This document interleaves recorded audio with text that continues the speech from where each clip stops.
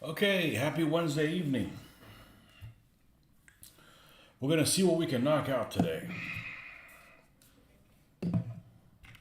Let's see what we can knock out today and clear the work area of all of this other stuff,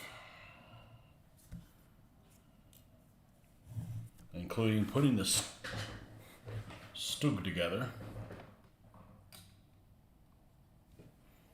Huh. Seems like this is like a lower resolution than normal. See if I can fix that. Let's look at the properties here. Automatic launch, front, okay.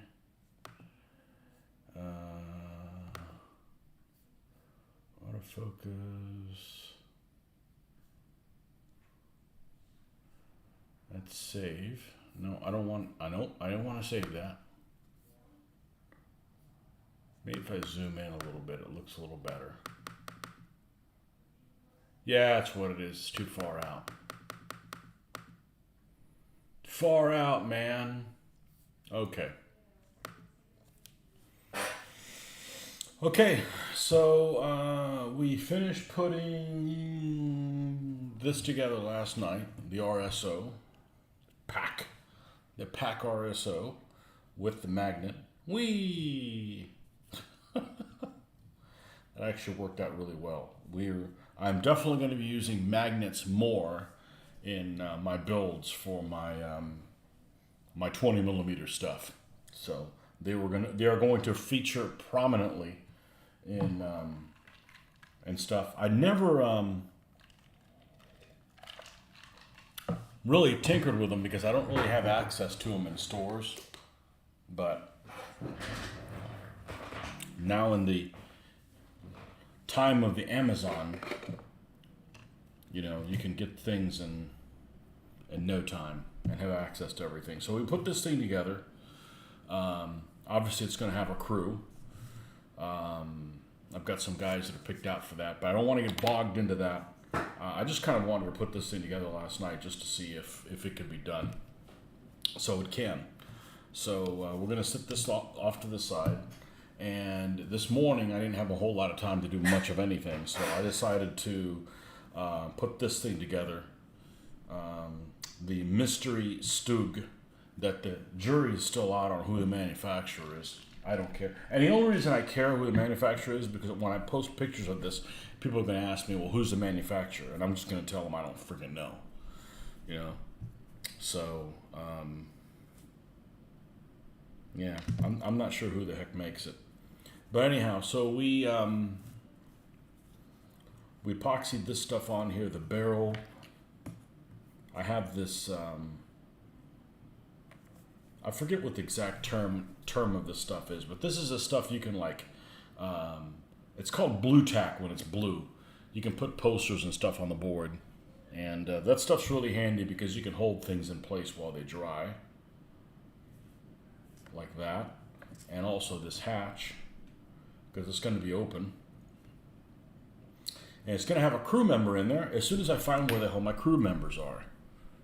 And they're here somewhere. The German crew members. The German crew members that I want to look through before I make a decision, let's put it that way. Which is the War Games Foundry guys. So. Anyhow. I don't know how long I'm going to be on tonight because I'm pretty tired. I got a leg that's kind of hurting, and I think it's from the exercise I did yesterday. So can't promise that I'm going to be here super late, but let's see what we can knock out. So this is I'm going to wait to put this hatch, which I'm going to split it in half, and we're going to have a crew member popping their head out here.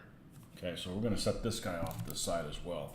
We've got some things that we need to finish that are in various states of not finishedness, and that is the batch of the Panzer II and the two Panthers and Mark III. These are all sealed. The only thing they have is antennas missing. The antennas don't arrive until Monday, so we're not waiting until then. We want to go ahead and paint the basing that we have before it becomes too hard for it. So This is the. I'm actually going to go ahead and do all three because the other Panther, even though it won't be ready, I don't want to dig into this after it's too hard. That's a problem. So, Panzer II is ready to go, ready to epoxy. Let's paint all these three and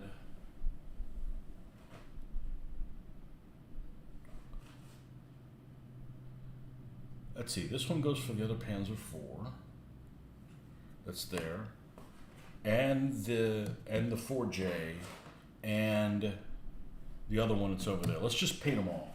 Let's go ahead and do that, or that way we don't have an issue with them not being able to stick. Okay.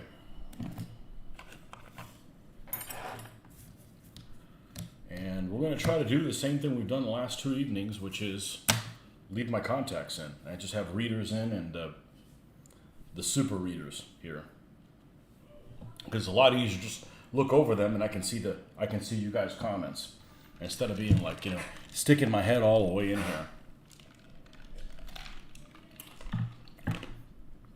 And I fumble a lot less when I'm actually when I'm not like my face in stuff, so. All right, first things first.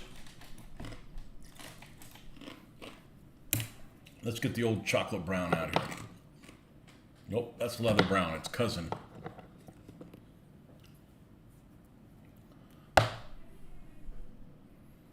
And my tool.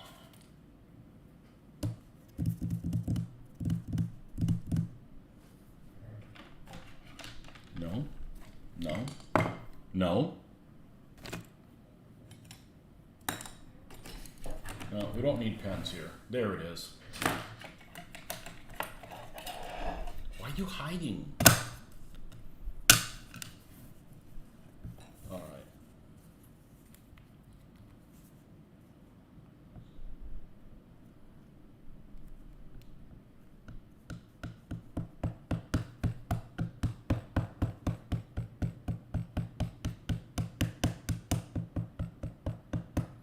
I have 2 places in town at least that carry this stuff. One of them doesn't carry a huge selection. Let's get some height advantage.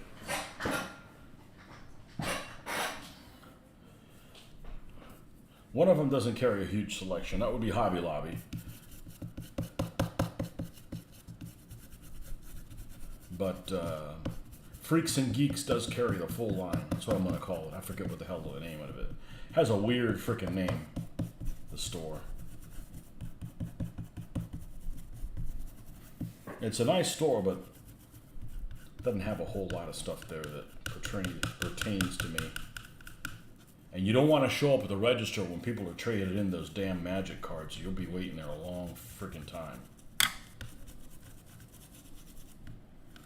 Those damn magic cards.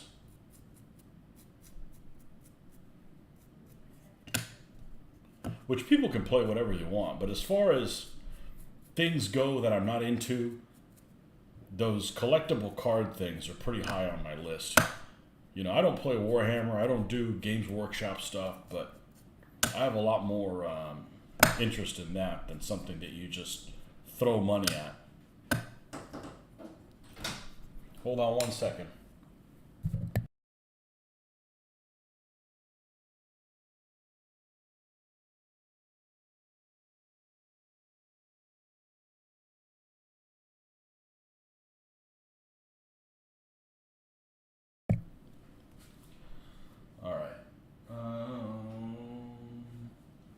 Dare I drop this in here? Well, this is a box that has no anything on it, so I don't mind messing it up. All right.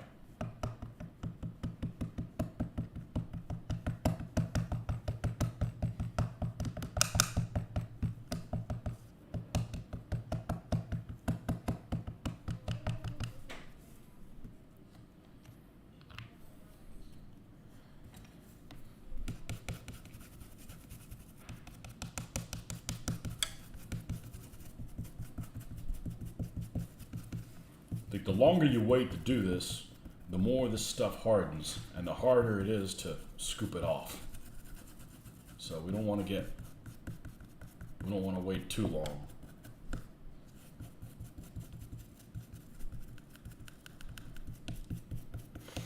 Well, I started watching a new movie at lunchtime, and I got hooked. And it seems to be pretty decent. War movie by the name of Narvik. I think I've watched about half of it. Seems to be alright.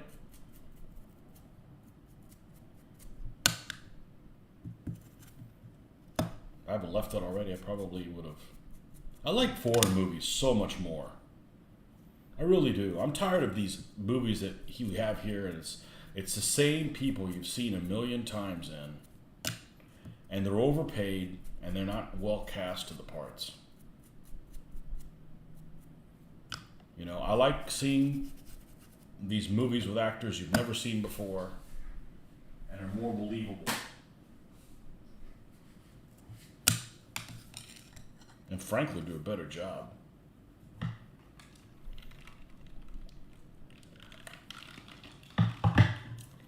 I saw an advertising this morning, on my feed, meaning you turn on your phone and you get all kinds of stuff on the internet that might have been on the internet or Facebook or something like that. It was on Facebook because somebody I know, or somebody that knows me, or an acquaintance, or just a hobby acquaintance, I should say. That's really what I use Facebook for, is hobby acquaintances. Most of the people I've never met, I probably will never meet them, but we have a common interest in the stuff that we do. You know, this is such a niche thing that we need to draw from all the manpower of the entire world to be able to get enough people that are interested in a particular thing. But they had commented on this movie that's coming out later this year that some of you may be excited about, and I am not, based on the casting choice of Joaquin Phoenix as Napoleon. He may do a good job, and I think he's a good actor. He just doesn't look like effing Napoleon, you know? And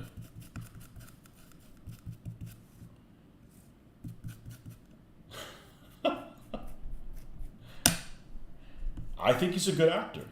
He may be able to pull it off, but he's not going to look like him. You know? It was like I stopped watching, Finest Hour. All the makeup, he didn't look like frickin' Churchill. Sorry. You know, it's part of the shtick. You kind of have to, if you're going to play a historical figure, you kind of have to look like a historical figure. Other people can pull it off. The guy that played Hitler in Downfall, he's excellent. Whoever he was. A not well-known German actor, at least across the pond. George C. Scott as Patton. I think he looked better than Patton. You know, not a great movie in my opinion, but his portrayal of Patton I thought was excellent.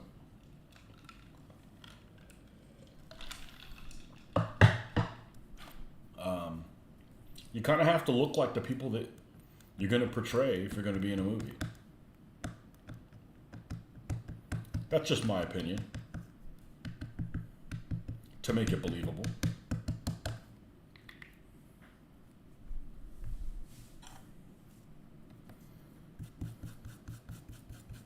That's why I had so many problems with Rommel movies. I've never seen a movie that anyone remotely looks like Rommel.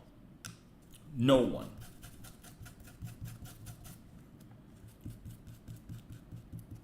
So.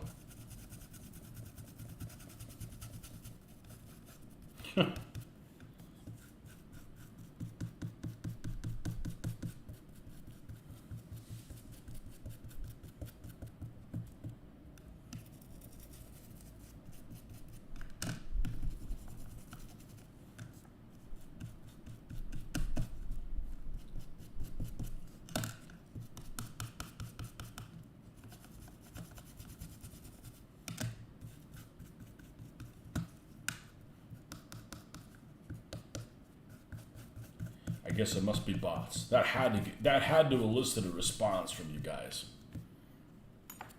I'm sure people have opinions. There's lots of nappy people that watch this.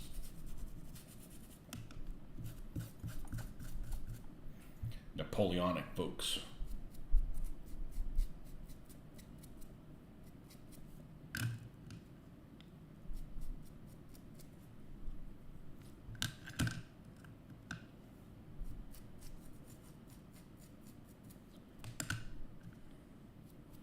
I think he'll do a good job. I've seen him do other things. Everybody raves about how he did a Roman emperor. I think lots of people could have done that.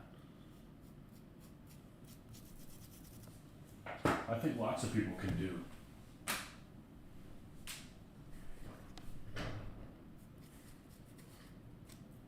People that are loose cannons.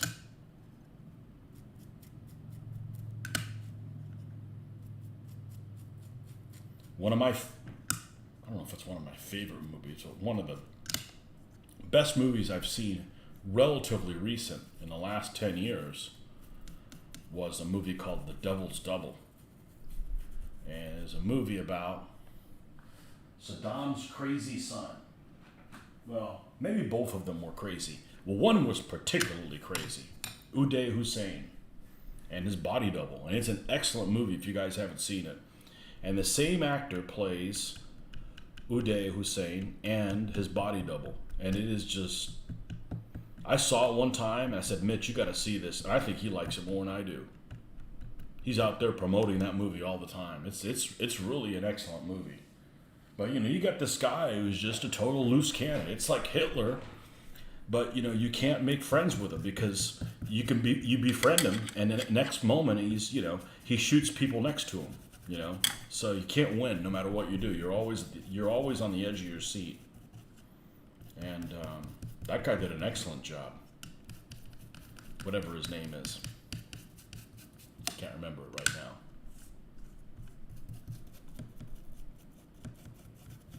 I want to say his name is Dominic West, but that may not be correct. But he does a great job of playing both guys.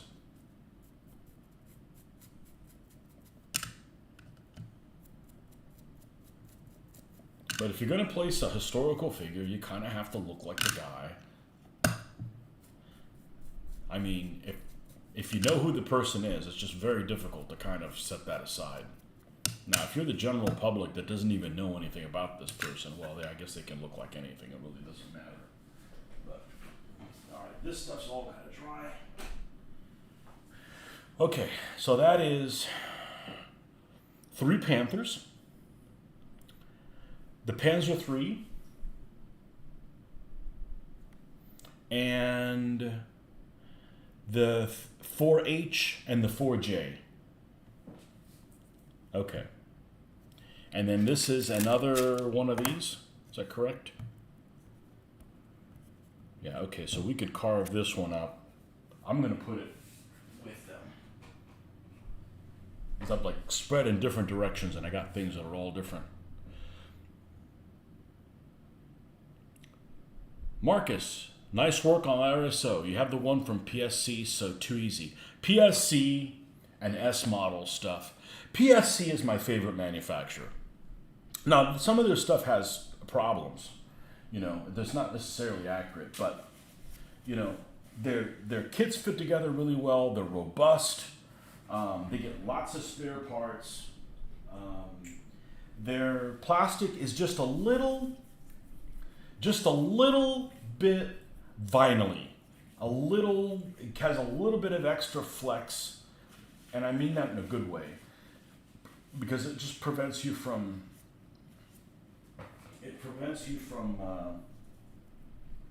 I'm gonna invest in this stuff. Hand sanitizer, and I'm only buying the Purell. I don't know if the other stuff works okay. Actually, it does. I got an old one in the garage, but this stuff was 2 buy 1 get 1. That's why I ended up with 2 huge tubs of it. This is for the car. PSC is my favorite one. For 20 millimeter. S model actually fits together better than PSC, and it's from China, okay? And it's excellent. But sometimes they're things you're afraid you're going to break them. But like their 20 millimeter cannons, they give you a brass cannon with it. The whole piece is turned like a table leg. Incredible. Incredible. Okay, so while that's drying, let's put that there. We got a lot of like different things that we got to do. We can't dry brush the next color up to finish these. So let's go ahead and dry brush the Frankenpanzer all the way up.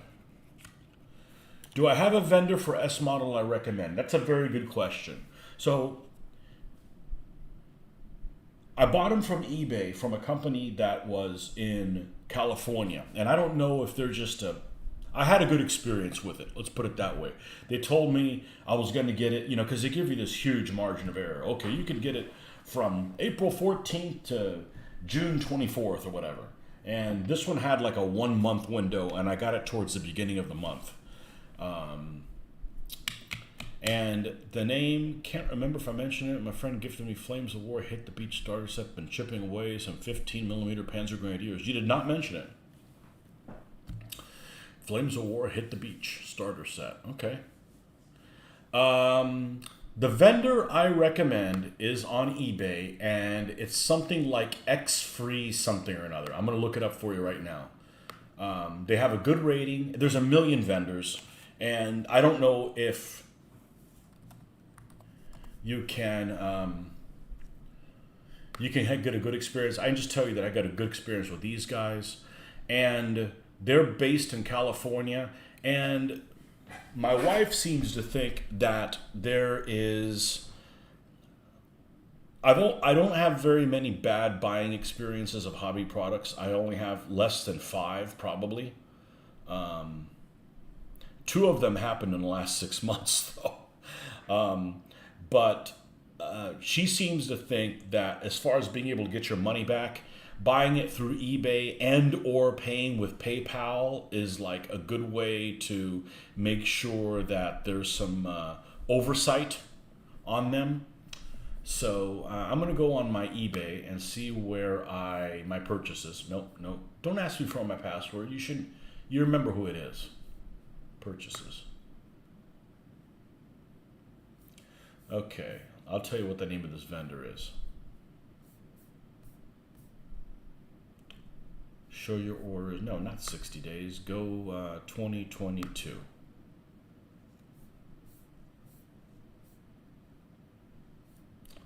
This vendor is called the letter X free altogether. X free dash, the middle dash, not underscore, hobby. And they have quite a few things on there. They're a vendor on eBay, and they have 3,855 items. If I search all their items for S model, they were like the best. They were like one of the best ones in price. Give you an example. Let me look at the Panzer IIs that I bought. Panzer II Alfs C light tanks, $10.58 plus $7 shipping from China. Okay, but this place is actually located in California. Not anymore, they're not. They used to say California. Well, I didn't have a problem ordering from these guys.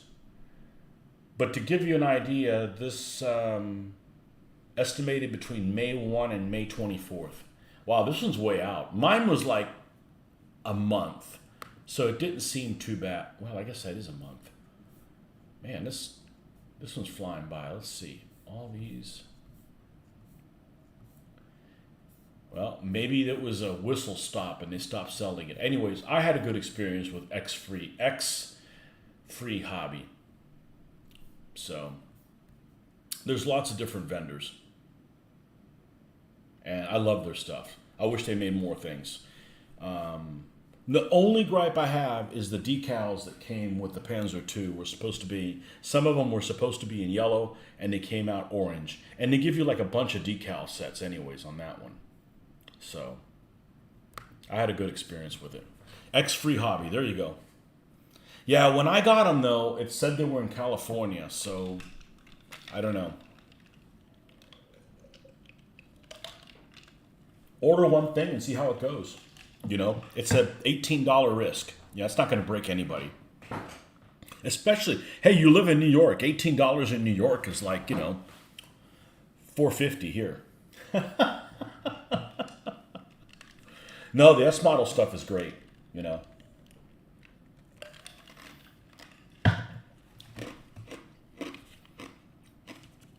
I like sharing, good experiences. Actually, I'd rather talk about good experiences I have with people than bad ones, because anybody can have a bad day, and you just have a bad experience with somebody selling something to you. And I really don't want to badmouth people unless they're doing it on purpose. And I just can't believe that there's that many people that are doing nefarious stuff on purpose for our hobby, because there's not enough of us. A sandwich, $4.50? You can't get a $4.50 sandwich. You can't get a $4.50 sandwich here.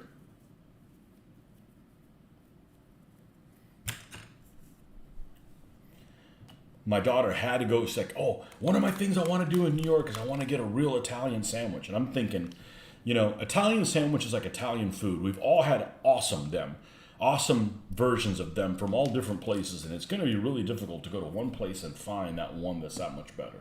So she asked a couple people on the street who were waiting in line at the museum. And she got convinced that we needed to go check this place out. And where would it have been? It would have been considered...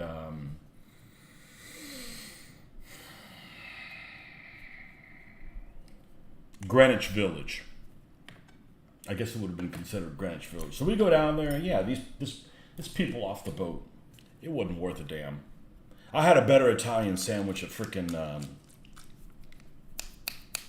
Firehouse Subs, which they actually make it. It may not be a legitimate Italian sandwich, but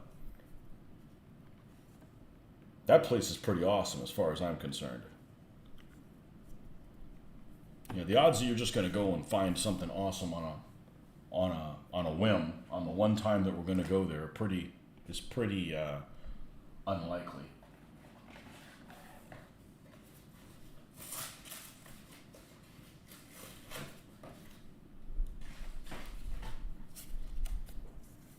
But you have a good experience, and people will come back to you. My brother inherited a pistol that my dad had, that little .22 pistol that hadn't been fired in probably 45 years. And he had a problem with it. Contacted the manufacturer, and they sent him a new magazine or something like that. It wasn't under warranty, So what did he do? He turned around and he was going to buy a rifle, and he made sure he bought it from that company because they have good customer service. And they did something totally unnecessary, way above and beyond, Let's lose these. Let's get the closest one.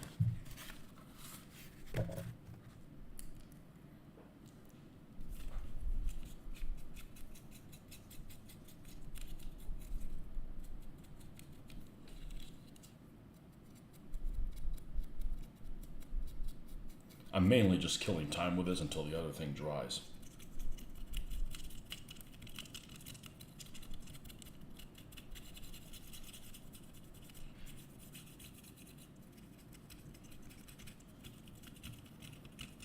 But I had good experience with X-Free Hobby. I've only had one dealings with them. I will have more dealings with them, but they just don't have anything right now. I really don't need to get anything from them. I wanted to get some... the reason I got them was because... What was the reason that I got them? I think I needed to get decals for the Panzer IIs.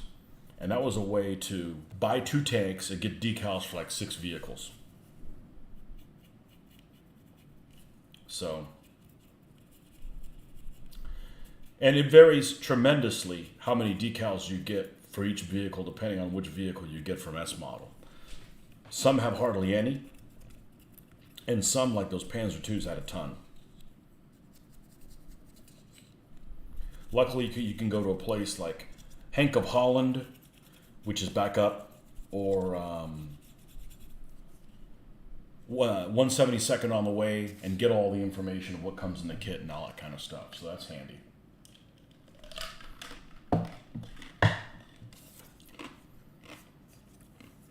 I want to get some of those M10s, but I'm petrified to get them, and then they'd be the ones that don't have the breech of the 76mm gun. That's a deal breaker.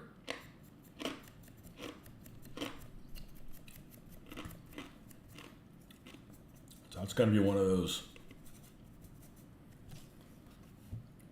You have to buy it already open or something, because there's like the plastic soldier companies, not the plastic soldier company, the Armor Fast stuff doesn't come sealed really well. So I have to check it out. Does this one come with a breech? But we haven't turned ourselves back around and doing the good guy allies.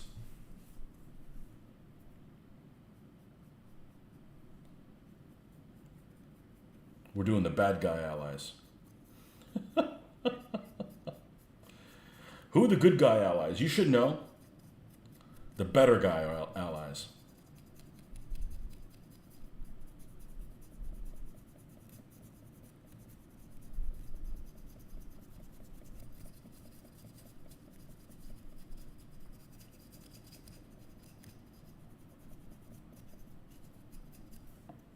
And I may actually not do a 3-color camouflage scheme on this one. I may just do this one and just leave it in Dunkel.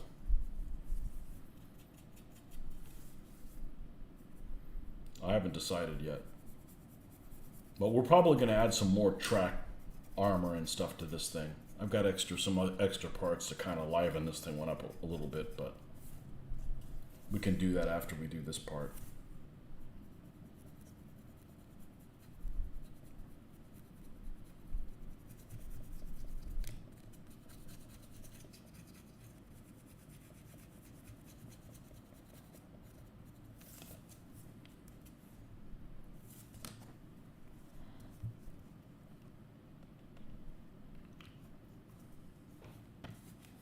Kind of wish I hadn't sold that Hetzer. I had a model of a Hetzer unbuilt, and I sold it. That would have come in handy. Well, I would have already built it. I would have already built a little booger. Hey, Eric. Welcome back.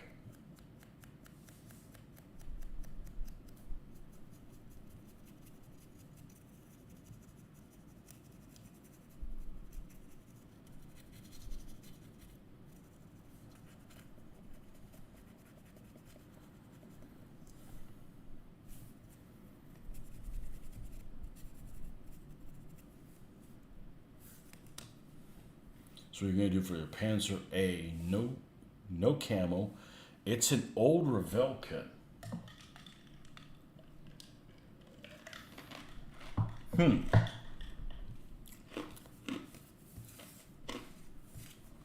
The only Panther A that I have is this guy. This is a BP cast, and I've got a barrel coming for it. I decided to break down and I ordered one. It was like $7.99, $4 shipping. It's going to arrive on Monday, supposedly. So, because this is actually, I like the way the camouflage turned out. Quite a bit, so. That's a Panther A. All the other ones are G's. So. Does it have separate leg track? I remember the last time, 20 years ago, I just dreaded doing separate leg track, and I like it now. You know, now that I know, oh, I just assemble it here, and then and it bends so nicely.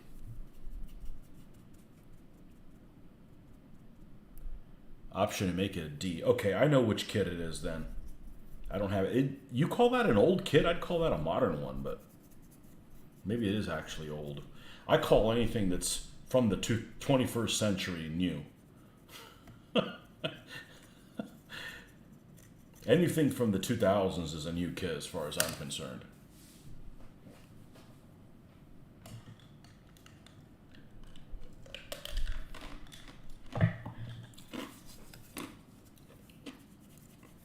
I want to do 4 Panthers from Kursk.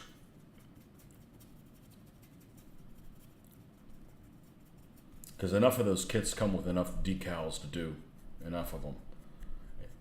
There's a couple scenarios that actually have 4 of them in there.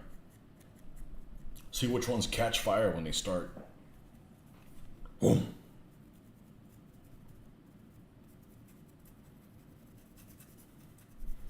You know, if you want the Panther to be effective at Kursk, don't start the engine. Just sit there at long range and pelt things. Can't have an engine fire if you don't crank the engine up.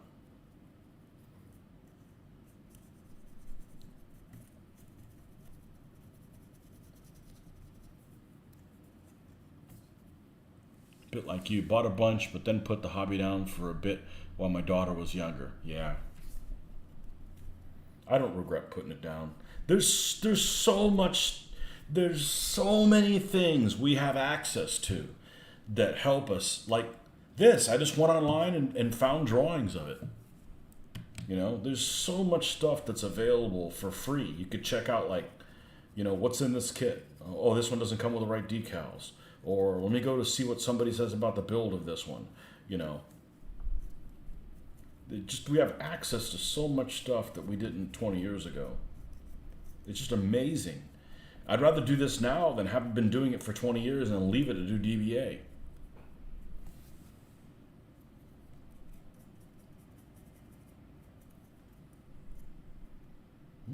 Rather like how that's turning out.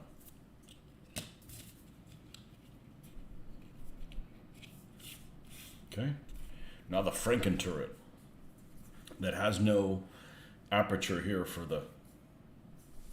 You know, if I buy the Plastic Soldier Company one, it comes with 2, and I carve one of them off and glue... No. I'm not going to...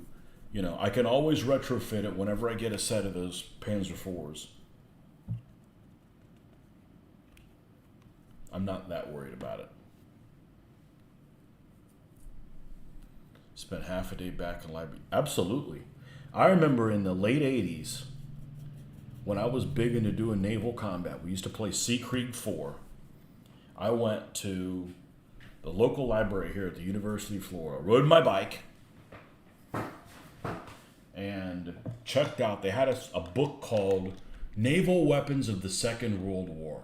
You could buy it on Amazon. I don't know if it's 30, 40 bucks. It's not prohibitively expensive. And it had, you know, torpedoes, everything else. What was interesting about it is it had, you could find out what types of shells they made for certain guns.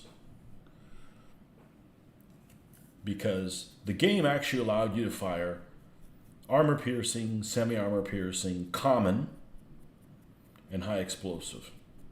From most penetration to least amount of penetration. Armor-piercing, semi-armor-piercing, common, and high explosive. You know, at least in that one, is the game would tell you how many inches of armor this particular gun would penetrate at a certain range. But that number was for armor-piercing. If you wanted semi-armor piercing, it would do more damage, but it only would penetrate 70%. Common would penetrate 30%, and high explosive would only penetrate 10%. So if something penetrated 10 inches at a range of armor, you know, it'd be, 8-inch gun at 5,000 yards or something like that. Might penetrate 10 inches. Of course, it depends on whose 8-inch gun. Then high explosive would only penetrate 1 inch. Common would penetrate 3. But nowhere in the rules did it say you could just do what round you wanted to. But there's some of those rounds that weren't made by certain weapons. For instance, the British 8-inch armed cruisers, all the county class cruisers, like Dorsetshire and Norfolk and Suffolk, those old things from the 20s and 30s with the 3 stacks and kind of ugly looking vessels, but they had freaking 20 of them or whatever. 8-inch round, they made 8-inch ammo for them. They only made high explosive. They make high explosive for just about every freaking weapon. But they made high explosive and semi-armor piercing. That's it. They didn't have common. They didn't have armor piercing. That was it. The British 6-inch cruisers. Ajax, Achilles that were at Battle of River Platte. Sheffield, Old Shiny. All those 6-inch armed cruisers only had common and high explosive. That was it. So, I want to do that research to find out what they made for whatever. You want a more realistic game, Just finished reading Neptune's Inferno, fantastic book about the naval battles of Guadalcanal. Haven't heard of that one. I did read Richard B. Frank's book way back when. I still have it over here on Guadalcanal, and I thought it was a pretty good book. Considering I'm not a fan of the Pacific, but I have naval gamed the Pacific as long as you get to Guadalcanal. After Guadalcanal, it starts becoming uninteresting, and mostly because all of the American ships start becoming very generic and all being just a few different classes. And as a modeler or a war gamer, that's not very exciting when everything is kind of the same. But the aircraft carrier ruins everything from a naval gaming aspect.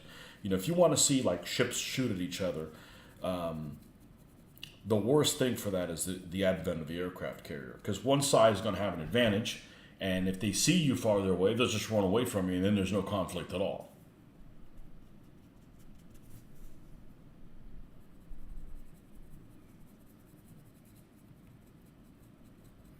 I had such a hard time finishing books, a physical book that's like super deep and involved, because I read slow, because I'm trying to process everything with maps and stuff.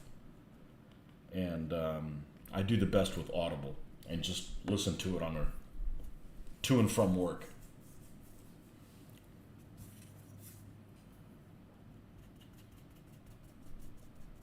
And I used to listen to them while I was doing this, but I'm like, I stay on track so much better just doing this type of programming, because I can't just get up and leave. Well, I could, but then I leave you guys hanging. And what's the point in that?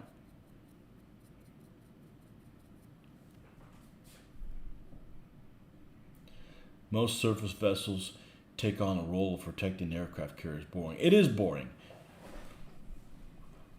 The only time that's why my favorite theater is the Mediterranean, because you can use an aircraft carrier in there, because like the Eagle was in a lot, and the Eagle, even if it does launch planes, it only carries like 21 aircraft. So it carries like 3 squadrons of swordfish, and then one of them of fighters. So that's pretty easy to handle. And I've used it quite. And there's nothing like seeing an aircraft carrier getting shelled. That's a great feeling. In a war game. Obviously not in real life. In a war game. Because I'll be honest with you. I want to see the big guns. I want to see the big guns out there. I like the World War II ships because they're much more unique than other periods. And they have a more varied camouflage and look and stuff like that. But aircraft carriers just ruin the opportunity of a conflict even happening.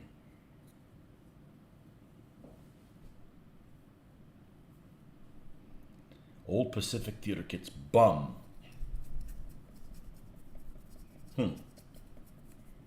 What are they, tanks or are they actual ships?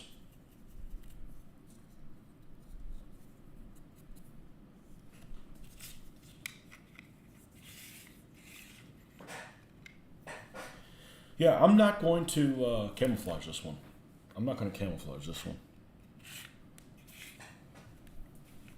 No, I've already got it picked out that's going to have black numbers on it.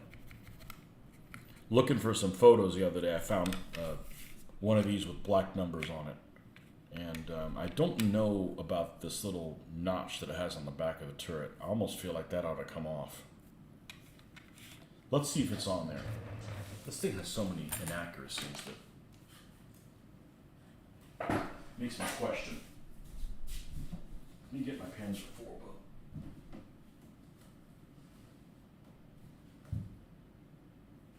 The old Squadron Signal Panzer IV book.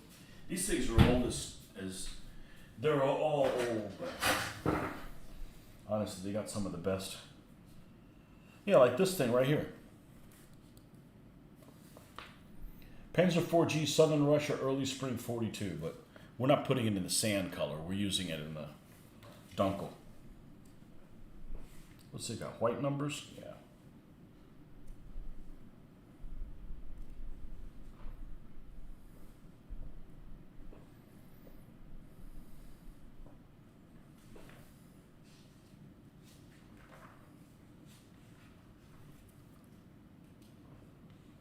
There's nothing on the back of the turret. Nothing back here.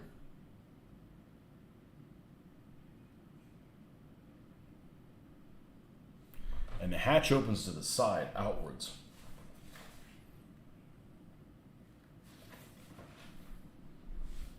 Okay. Cool. All right, let's just take that off.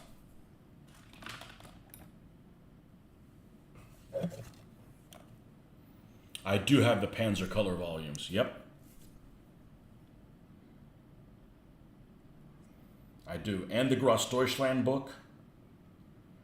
And SS, I think Armor of the SS.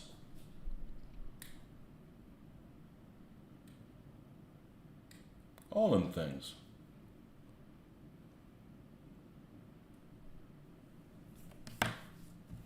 Unfortunately, the first place I go to is I go to the internet.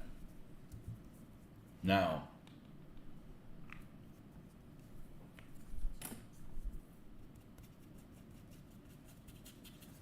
I'm not even going to try to prime this. Let's just go over it and see what we got.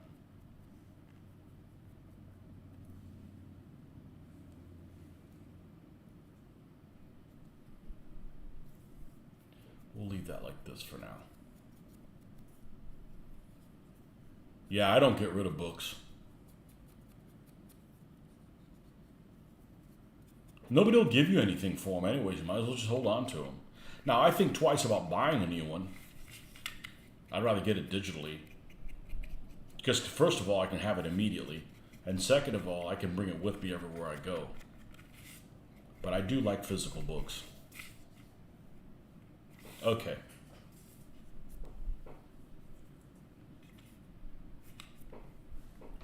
Now, let's check on this chocolate brown. See how we're doing here. See if it dried up some.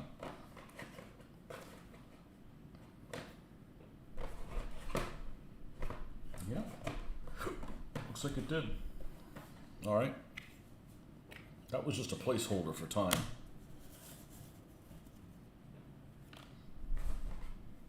Yeah, nobody will give you anything for books. And you need somebody to give them to you. Nobody wants to pay the shipping on them. And I don't want to go to the post office for any reason whatsoever. All right. Let me get a little bit more beverage. I'll be right back. Oh, I guess I should turn the light on.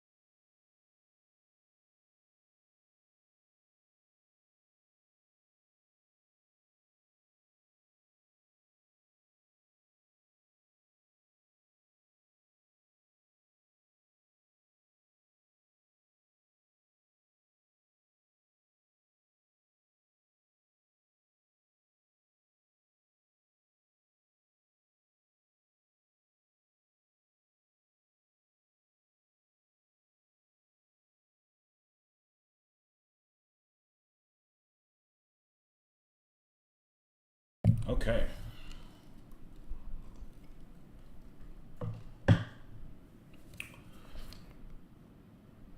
There is still some white showing. That's the problem I don't like about this. I'd prefer to have the black background. I'm going to forget about it, and I'm going to go ahead and do the second dry brush color, and hopefully I can cover those things up. Instead of going and putting the brown on it again, and I scrubbed it really hard to get in there, but sometimes it just doesn't work that way. Not a big deal. I just don't want the drying time again. All right, let's get this guy out of the way, and let's get our second color, which is US Field Drab. Nordic, there he is.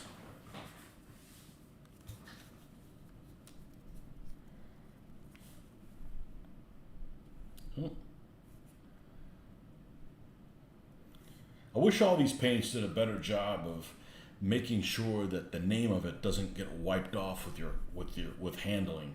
The MIG paints just like Dunkelgelb is like gone, like in no time, But I do like these the best for airbrushing. No, I don't need more steps. No, I didn't have to do it before.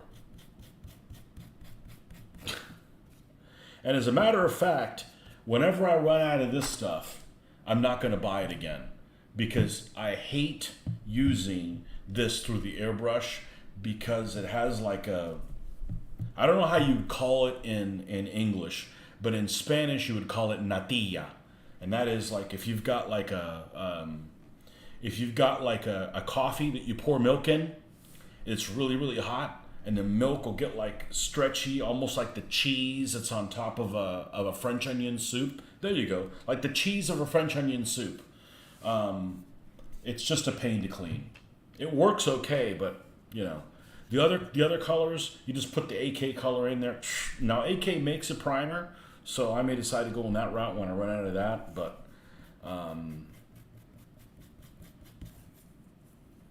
this should work fine. It's and this has probably been happening the whole time, but because it's on a dark background, I didn't notice it. There's not that many spots on it. I just don't want to dry this thing again. And I put plenty of paint on it. Yeah, see this one, well, this is black. Of course it doesn't have any. Let's try, let's do all the black ones first. Yeah.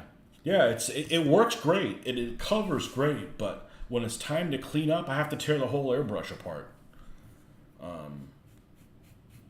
Which just, it's not that I can't clean it. It's just going to take a lot longer than it should. So I'm going to experiment with some other stuff. Pro-Acryl. Man, Pro-Acryl was the stuff that I used to use from Model Master. And then they discontinued it. Or at least that's what it was called when it was testers. It might have been, I'm sure you're referring to something different, but the Pro-Acryl also did the same thing. They came in it came in little containers like this. It looked just like, I still have one. Oh, no, I don't have that. This is the enamel one. Yeah, but the Pro-Acryl looked exactly like this. The problem with the Pro-Acryl, and it was great, was that you couldn't get a good seal on this thing. Every time you use it once and you close the lid, and it was like a fight to get it open, and it wouldn't seal well. So maybe that's why they discontinued it. But I don't use any Testers products ever since Rust-Oleum bought them. Oh, it's a new brand? Who's it by?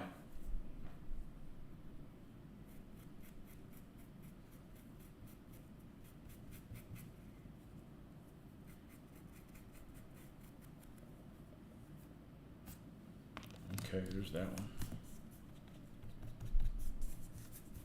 Boy, I don't miss doing 15s one bit.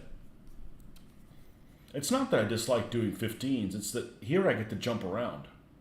I don't, there I'm like, okay, I got to do 12 stands of an army. Here it's like, let me paint a Panther. All right, let me do a T-30-45. Let me do, Monument Hobbies. I've heard of them.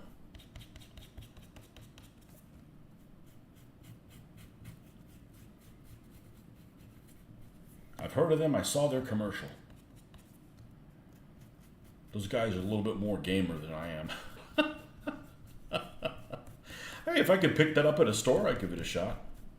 You know, it's a good thing that lots of people are doing acrylic stuff. That's a good thing. And a lot of people are doing like eyedropper stuff.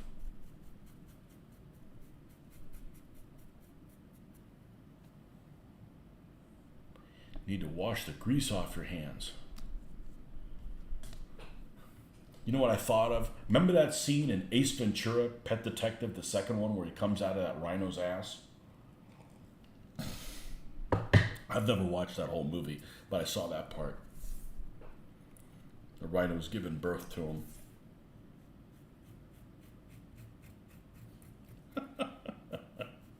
Covered in grease. Some of their sable brushes.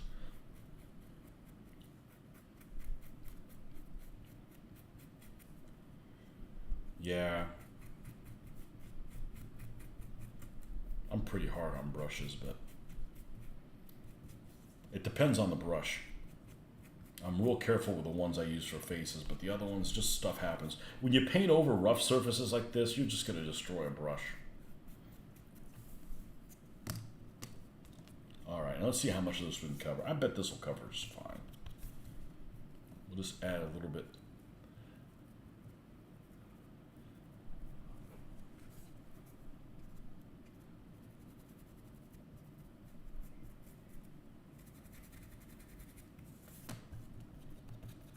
Well, I'm definitely going to be using magnets more in this project. I'm telling you, the trees. Next week, I'm going to have the tree thing solved, and it's going to be freaking awesome.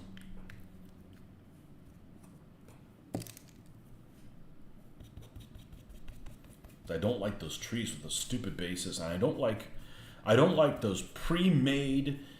I mean, I do like how they look. Those pre-made things where the trees are in this shape, you can't store that stuff. And I'm not pressed for space, but I don't want things that take up a ton of space if it doesn't have to.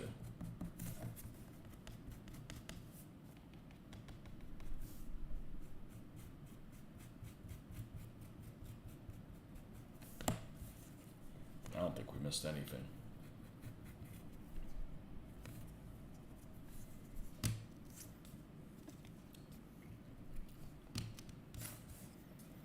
Let's get a little bit more stuff on here. Monument Hobbies. Who's the other one? Huge Miniatures. I bought some stuff from them at Historicon, some tufts. I saw they make a bunch of paint too, but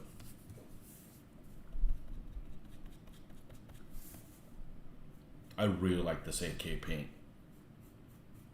for airbrushing. It kind of sucks for doing what I did with this, but the thing is when I do it, I know I'm not putting it on really thick too, but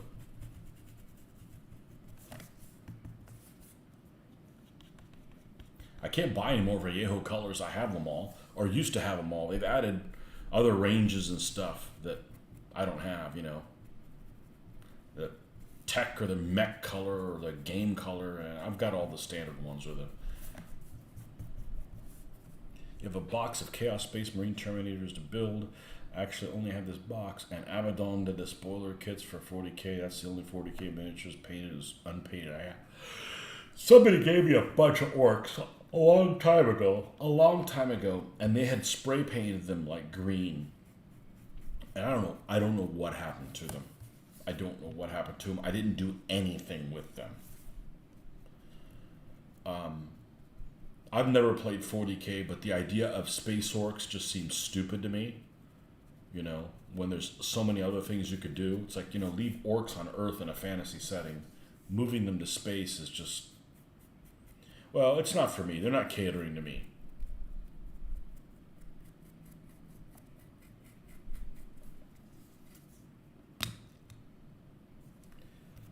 They're not catering to me.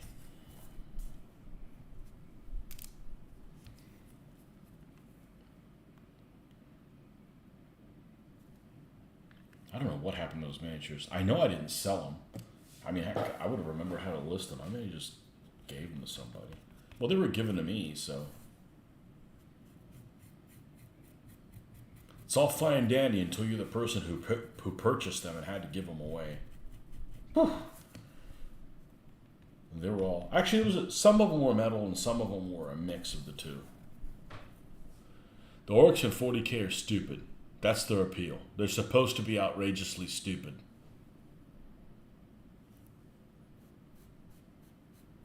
Yeah, doesn't appeal to me.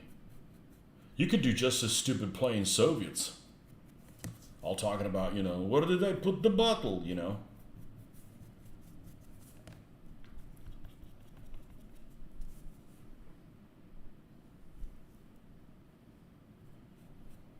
They believe if something is painted red, it goes faster, for crying out loud. So they're cops.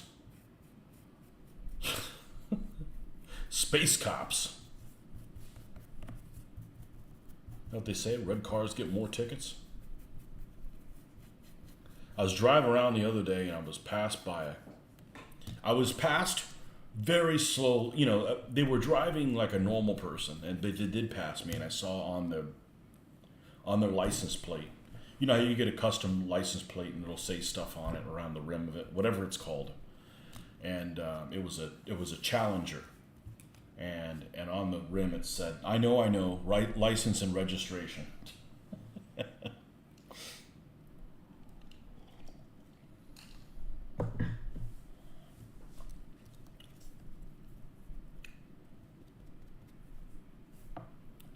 More like Spaceballs. No, don't know what you're talking about.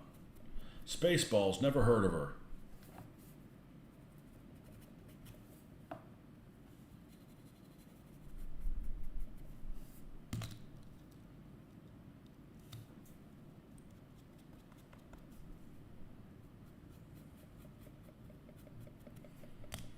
Now, the nice thing is this is done so lightly that by the time I get around to the other one, it's dry and ready to go.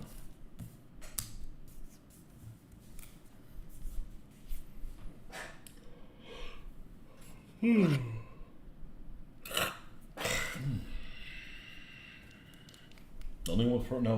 I'm the only person that can drink coffee and yawn.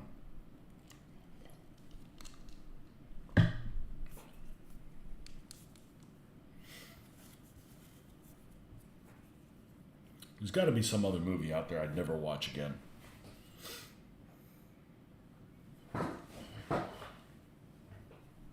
Sling Blade. I remember I was at a girlfriend's house way back. I wanted to watch that. And all I remember is, yeah. Fuck that. I ain't watching that shit. Not to build these models right now. Not feeling it. F it. Don't do anything. You don't have to do anything. It's called freedom. Just like I don't have to do this at all. I don't have to get anything ready for the next show. I love it. I don't have a rush to do it. I don't have to rush to do these guys. And then they perform poorly. Nope.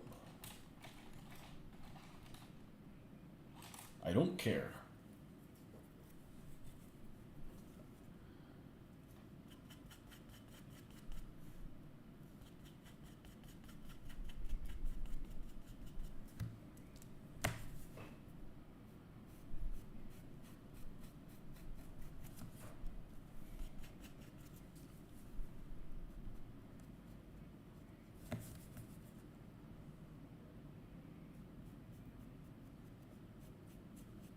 Well, sometimes don't hold up too long because you can get into analysis paralysis and you don't get any. Sometimes you just have to jump in a hole and paint your way out. But I get what you're saying. Sometimes you don't want to make the wrong decision, so you don't make any decision. I've been there.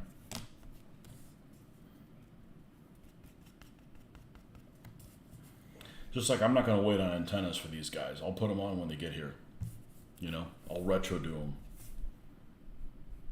Because I don't want to not paint for 4 days or 5 days. I don't want to keep putting sprue on them. I may have to if I don't like how the wire works. The sprue is just too brittle.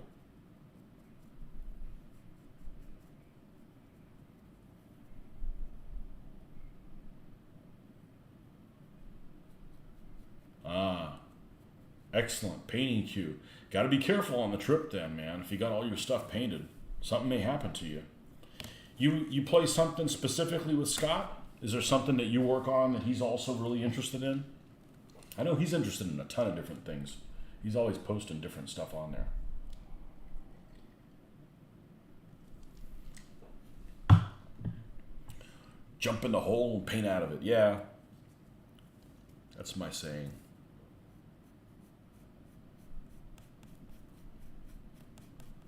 Look forward to getting this ugly ass thing painted. It's such an ugly vehicle. It's gonna look great though.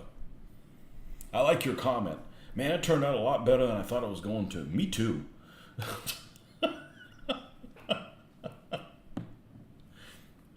Well, you know, if you've been doing this kind of stuff as long as I have, I may not know what to do, but I do know what not to do. You think you're going to play a bunch of Saga while I'm there? You know, I think I would really enjoy that game because of that, how you manage that chart. And those custom dice look really cool. I wasn't interested when it came out because it was in the wrong scale and all they had is Dark Ages England, and that's not my people.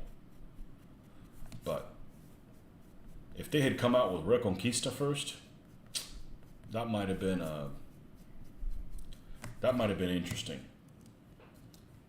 But I'm going to play a bunch of Lion Rampant at the show. I don't know if it'll motivate me to play Lion Rampant with any of my figures, but it is a fun game.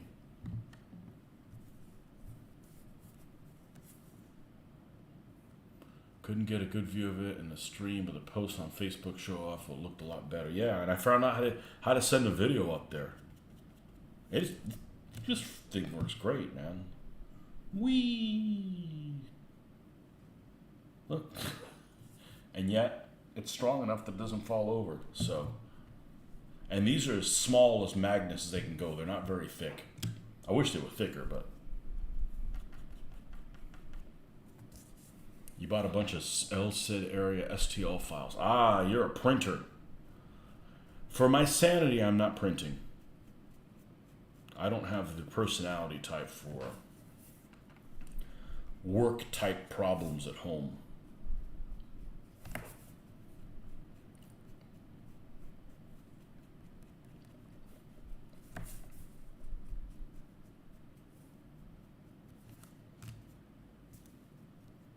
And that's what it would turn into for me. It'd be flashbacks of computer-aided drafting in 1990. It wouldn't print out the way it was, and my final project got eaten by the computer, literally. It wasn't eaten by the dog, it was eaten by the computer.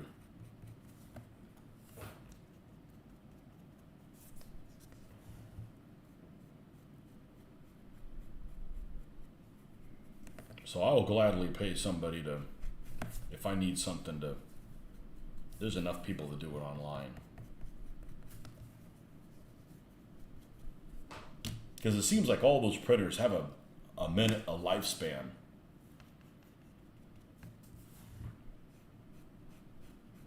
I got plenty of stuff to paint.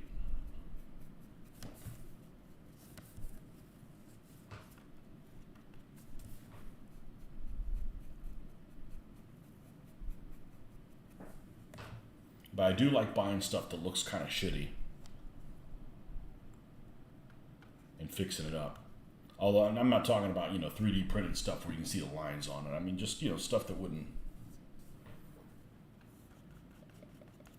needs details added to it.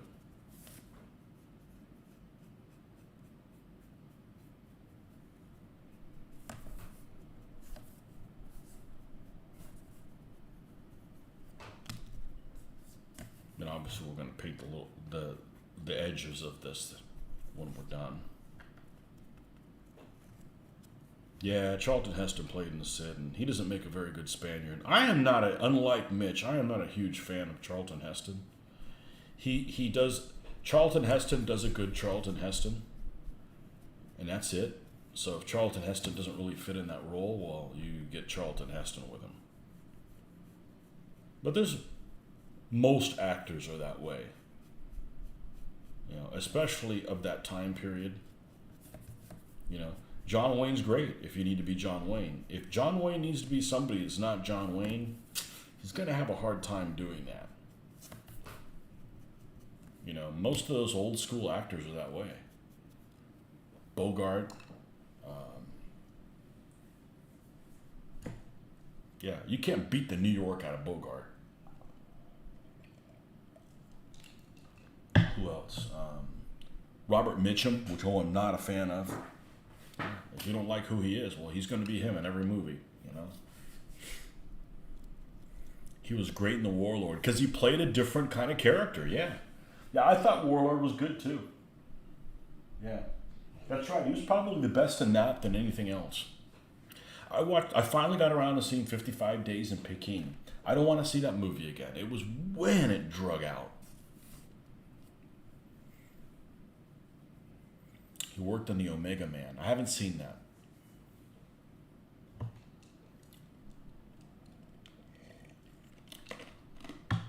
Clint Eastwood. Clint Eastwood's great as Clint Eastwood. Can't really do a lot of different stuff. One of your favorite actors. And that's fine, but you got to understand that you can't just do every, whatever role. But that's most people are that way. Okay. Panzer II's done. Let's do these because we know these guys are fresh. And let's do this Panther first. And I like this size stand better than the really small one I had before. I don't know what I was doing. Must have been distracted. Gran Torino. That was the last one I saw. Yeah. I can relate.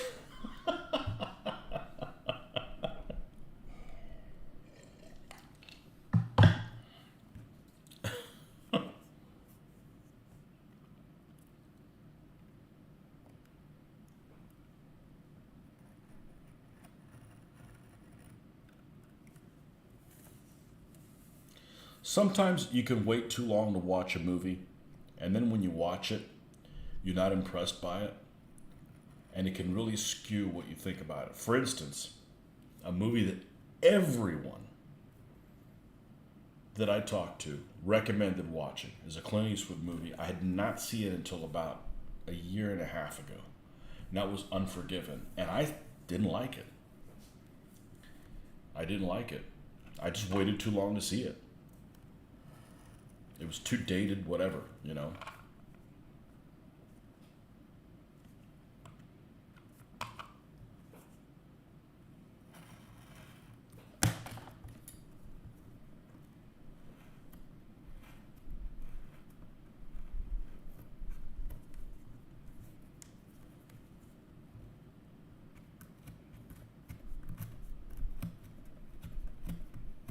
Oh yeah, this is coming off nicely.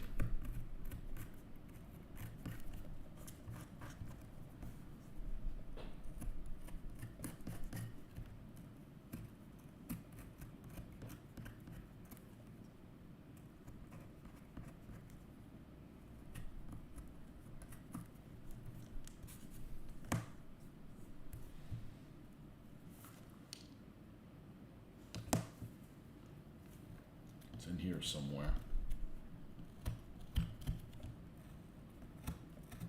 So for the first time I started using this method, it was easier to tell where these marks were. But, if I screw it up and it's not exactly where it's supposed to be, it's easy to fix with a little bit of goop, put it back on there. It's a hell of a lot easier than gluing the thing on here and then getting the goop in between after it's glued. That's just nonsense. Ain't nobody got time for that.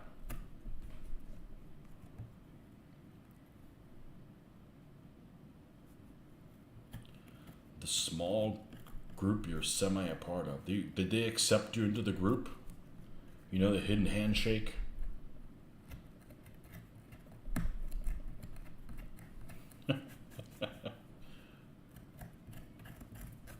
Meanwhile, I haven't gamed with my game group in about 2 months. Maybe it's only been a month. And I'm not in a hurry. It's just going to sidetrack me from working on this stuff. It's not like I had a falling out with them or anything. It's just, if I need to take steps, if you ever want to see me do World War II stuff, I need to take some drastic steps, or it's never going to happen.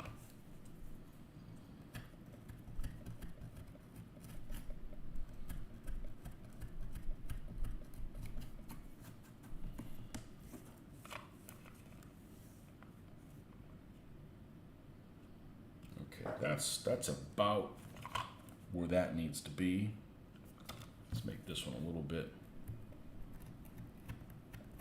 longer there.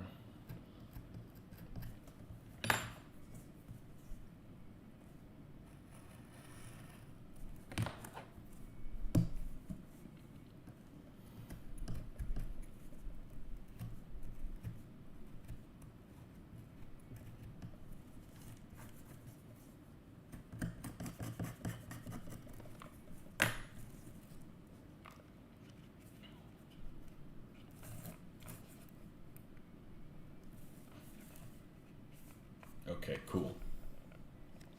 Cool.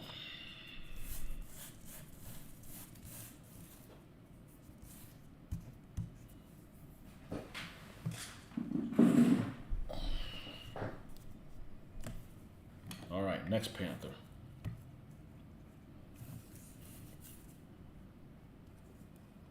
The Britannia one.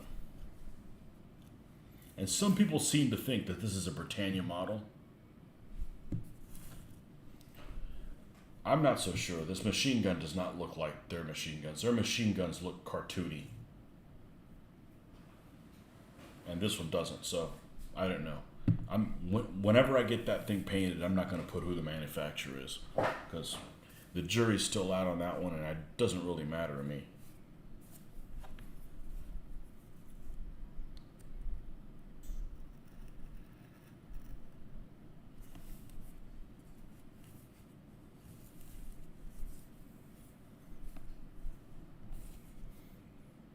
I wish I could remember where I saw that picture of that 7 Years' War Prussians. And they were all on a, I mean, I swear they were on a stand about this big. And it was freaking awesome. It was absolutely awesome. They were like in formation. It's like you move your unit.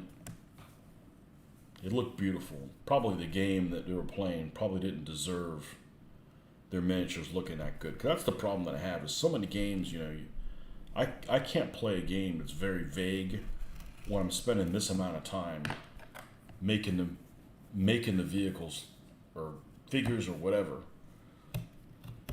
so detailed, and then the game is freaking vague as shit.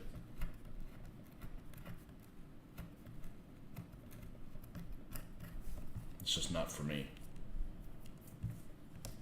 Like the masters that paint Games Workshop stuff, and White Dwarf. There's some incredible painters that spend a shitload of time painting those figures for a game that's,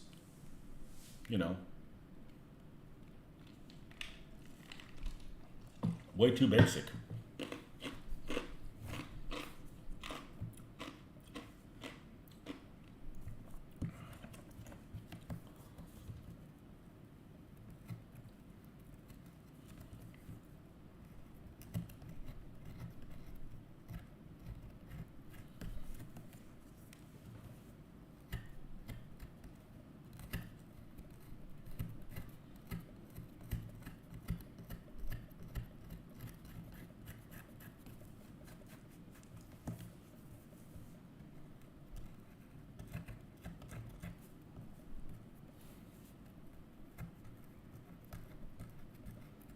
And other people may like that, but I personally am not motivated to build stuff for a game that seems unsatisfying or does not give me the right period feel I want.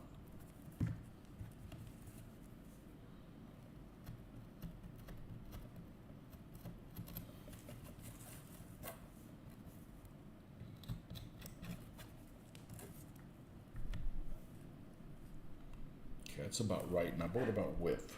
We need to go wider a little bit.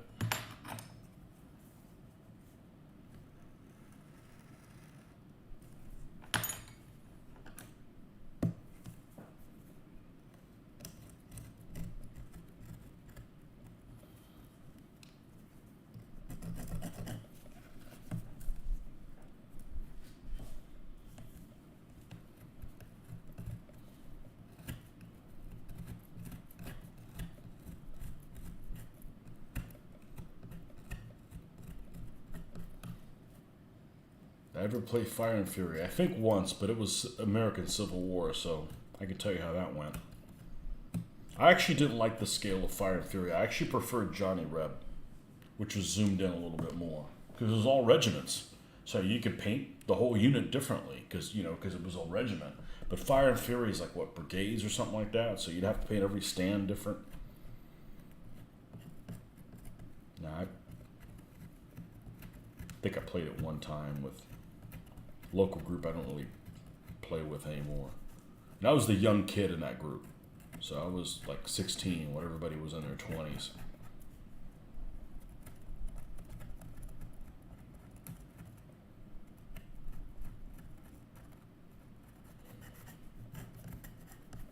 Okay, now you guys you're talking about Johnny Reb. Now that you guys are here, what do you guys think about Joaquin Phoenix as Napoleon? I think it is a terrible casting choice. Good old Johnny Reb, yep.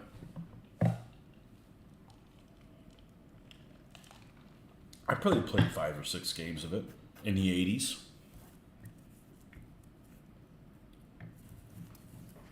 Wasn't that the same designer, John Hill, that did ASL? Or maybe I'm getting things mixed up. That did Squad Leader, sorry, not ASL. Squad Leader. Okay, that one's ready to go. Put this guy over here. Good old Johnny Reb. I'll tell you what, I really like that Ironclads game. Of course, we didn't play ACW stuff.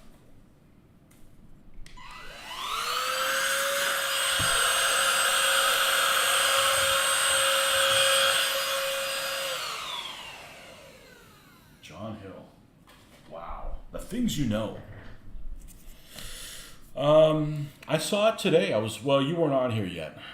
You won't get past seeing Rod Steiger. Yeah, I saw that movie so late.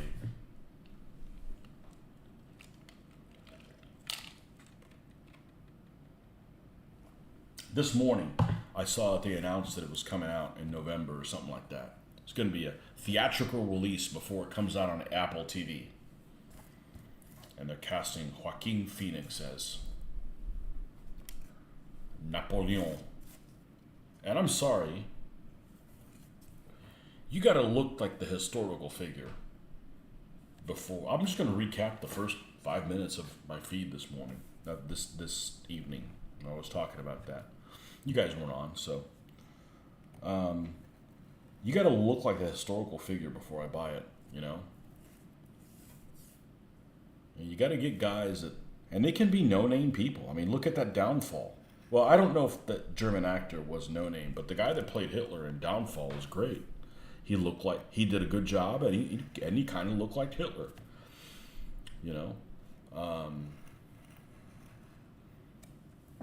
George C. Scott as Patton. George C. Scott looked more like Patton than Patton did.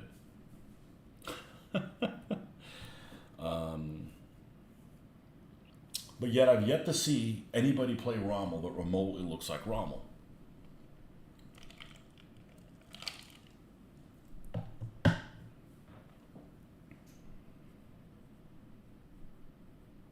So if somebody held a gun to my head and said I had to do American Civil War, and that's what it would take, because I don't like to be American. I mean, I'm already playing American. Why would I want to have a Civil War? It's not a war that interests me, and it's not a time period that interests me either. But if I had to do it, my hero sculptors, ACW stuff for Old Glory, His freaking genitals are in 15 millimeter are in freaking credible. They look exactly like it. It's just amazing. I say that almost makes me want to do it. No, I just like every single thing he's freaking. I really like his sculpting. Of course, we're talking about old Dave Alsop. But that's what got me to do this scale to begin with, is Dave Alsop's castings in 20 millimeter. For this, that's what happened. I went and I wanted to play a skirmish game, World War II. We took a trip down to Emperor's Outpost in Tampa. They had combat miniatures. I didn't know who this guy was. I think he probably was already deceased by that time, because I think he died in the early 90s, and I probably didn't see any of this stuff until maybe 93, something like that, and just fell in love with the scale and his castings.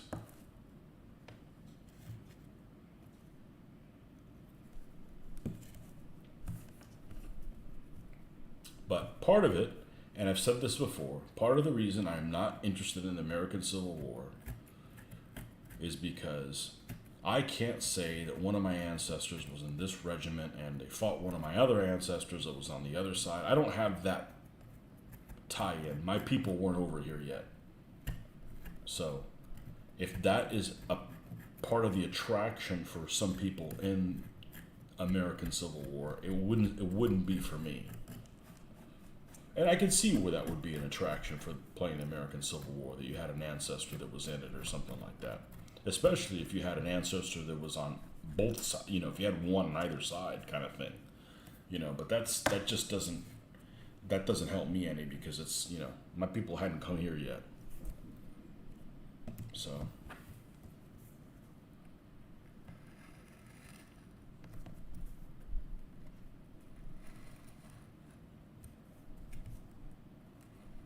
I generally don't like playing Americans to begin with. I'm already American, thank goodness.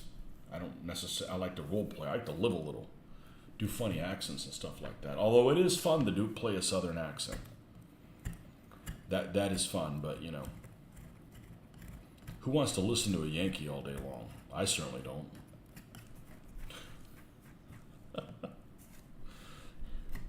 As I like to say, I am proudly from the South, but I am not Southern.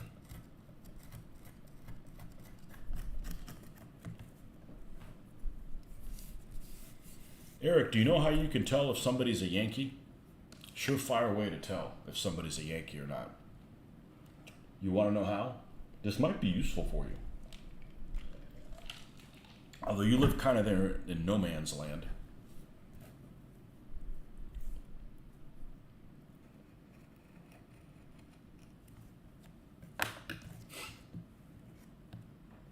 Shit, we can't be friends anymore. No, it's a surefire way to tell somebody if they're a Yankee. Nordic, you should know this. I've mentioned it several times.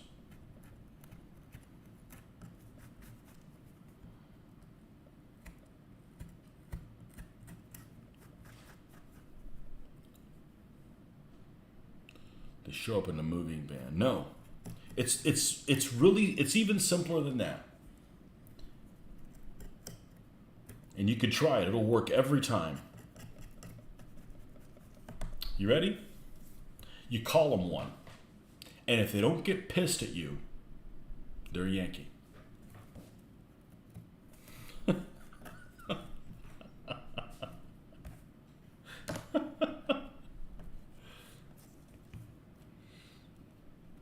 Works every time.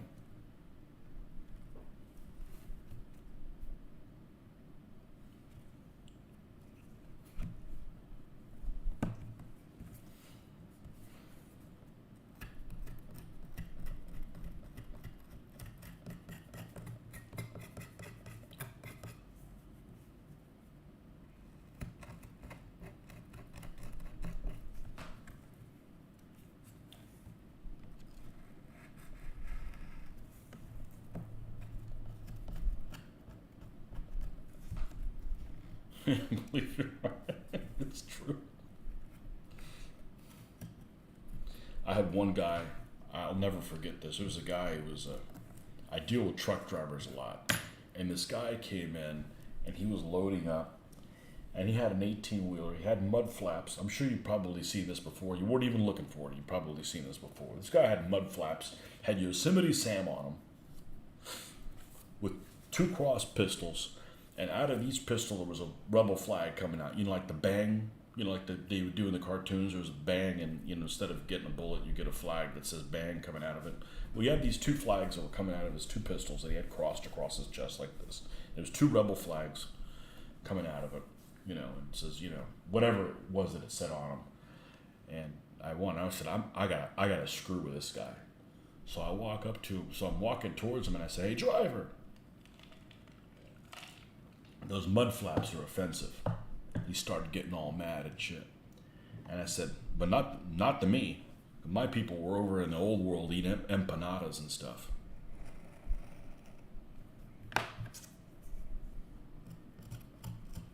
But I like to screw with people all the time. I call people from Georgia Yankees. They don't really like that.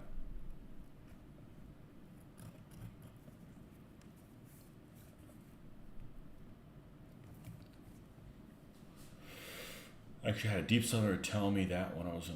Okay, well, I believe rents coming from population believes it's never warm enough up here to have water parks.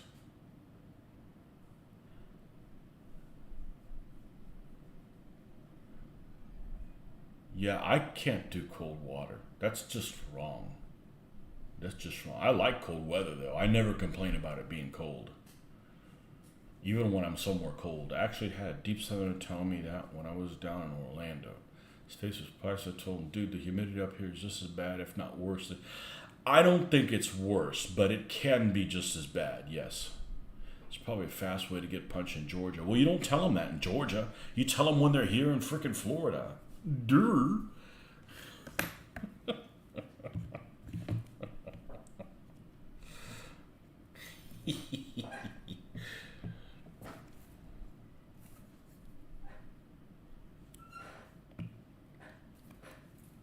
Although, to be honest with you, the road net in Pennsylvania is as bad as if it was a southern state.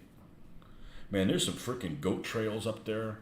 I remember the one time that we went from Baltimore. We'd flew into Baltimore and went from Baltimore to Historicon in Lancaster, Pennsylvania. And it would talk about following goat roads that, you know, follow 223. You stop here, and then you go over a little bit, 50 miles, and pick it up again and zigzag through here. It's like, holy smokes.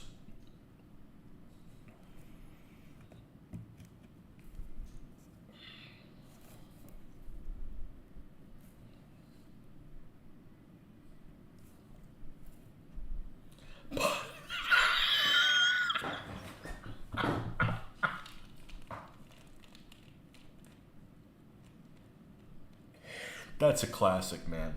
That's a classic right there. Potholes come here to Pennsylvania to retire. Oh, man, that's great. My neighbors are snowbird Yankees. Guy cuts his damn grass every 3 days.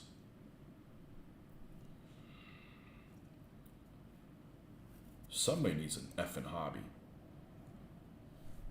Tell him if he's bored, mow yours.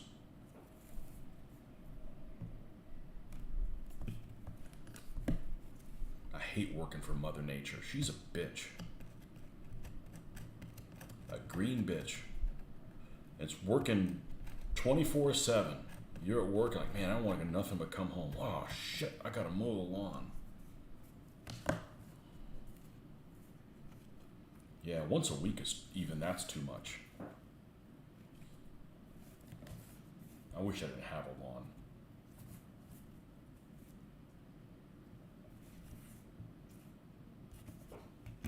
Just imagine miniatures you paint, and then a week later they unpaint themselves. Ain't nobody got time for that.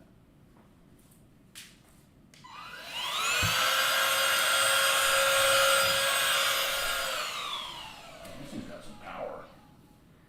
More power. All right, that one's done. Next, what do we got? 4 left? Okay.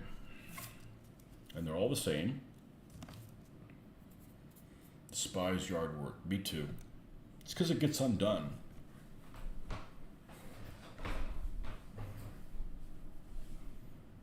Yeah. Some people like it. I had a neighbor that he would mow the lawn. He was like a yard Nazi. And I don't mean that in a good way. He would wait and mow the lawn. Like if I'm gonna mow the lawn, right? I would do it at 5 o'clock in the morning. Obviously I can't do it at 5 o'clock in the morning because the neighbors would hate me. But I wouldn't wait till 2 in the afternoon when he would do it. That's just like a sadistic bastard. Self-sadistic bastard.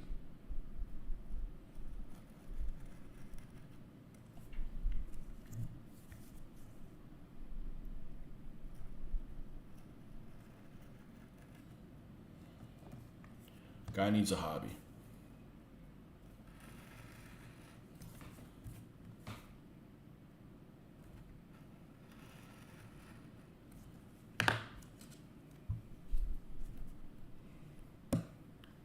And now my youngins are grown and gone. My pool is just a hole in the ground. I throw money in. Yeah. Yeah, I think the idea of I don't want one. You get tired of it.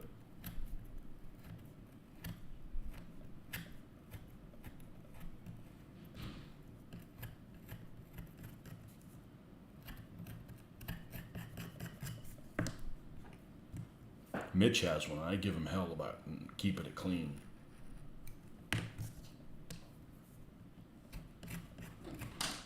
Oh,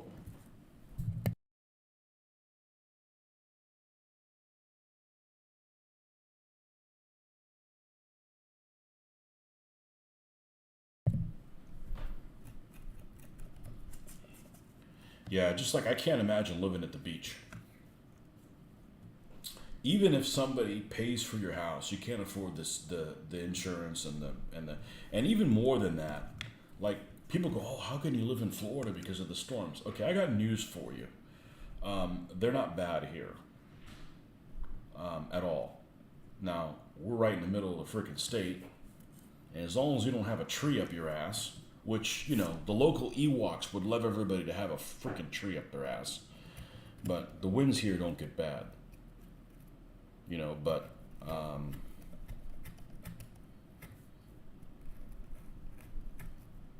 But people are just like go nuts when there's a storm, and like I said, we don't really have that problem here. We'll lose power if you got trees far away from you where they can't fall on your house. No problem. But I mean, I've lived here my whole life, and it isn't an issue here. But I guess people are used to whatever kind of natural disasters they have. But I wouldn't want to live at the beach. Like everything's gone. I couldn't live somewhere where there's earthquakes. Like have all this stuff thing, and it's like just I'm not starting over. I'm not starting over with these. Repainting these things. Oh,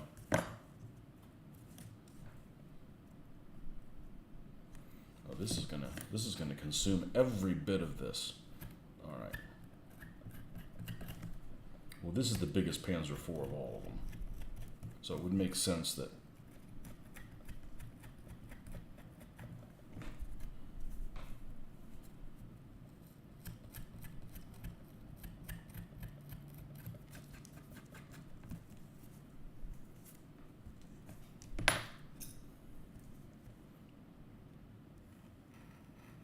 the problem where I have is there's no breeze. Almost all the time. There's no breeze.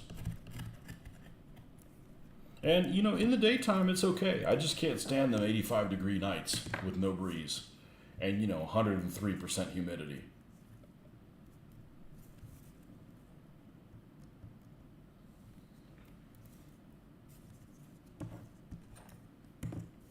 We need to go a little bit farther out here. And let's cut this in half as well. Now we'll scrape this out.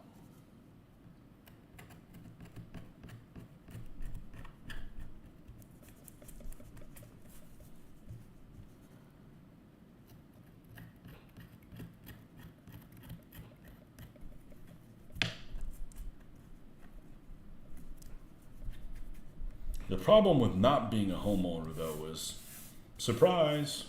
We're going to start charging you more for rent. Oh, and it starts next month, and there's nothing you can do about it. Oh, except move out, but then you still have to move, and that's worse.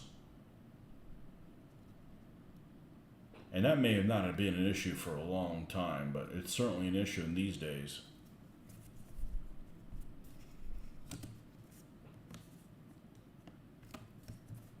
Okay, so this one's done.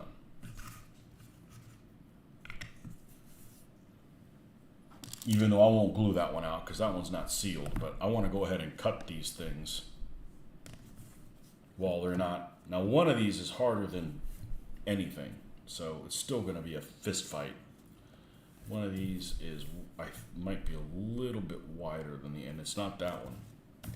Whichever one is the widest. I think the first one I did was the best one. I want to put this guy on it. So I'm going to put a bush there covering over that one missing wheel. Missing half wheel. This one is sealed though. This batch.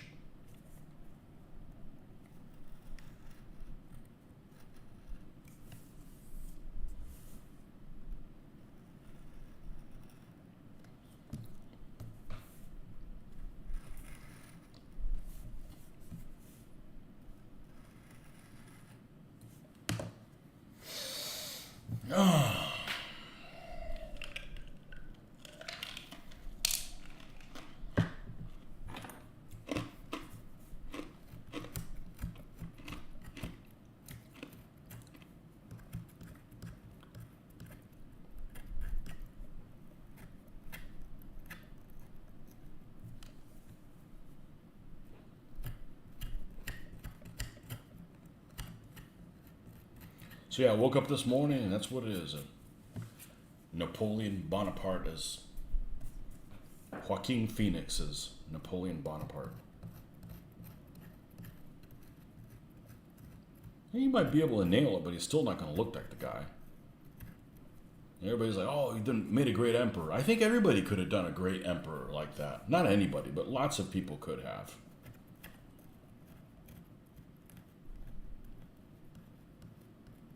And he could have been crazier.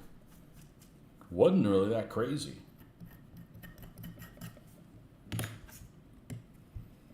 Tomorrow you're going to play some Hex Encounter games with my teenage cousin who's coming over for the evening. Should be a lot of fun. He likes World War II.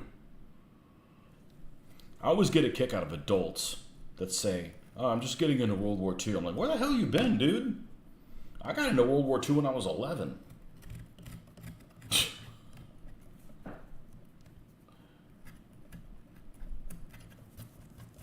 Prior to DBA, that's all I played. World War II games. That's it. I mean, there is nothing else. Rod Steiger pulled it off well, I thought. Yeah, I've seen that movie only one time. Is he American or is he English?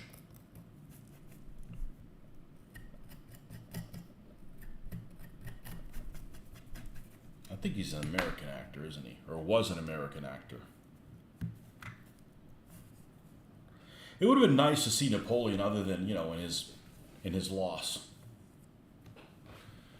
Joaquin Phoenix is only 2 inches taller than him. Napoleon was, what, 5'8", so he's like 5'10". Yeah, the thing is if Napoleon is surrounded by his guard guys were specifically chosen, if I remember correctly, for their size. So, you know, big French dudes. You know, big French dudes on big French horses.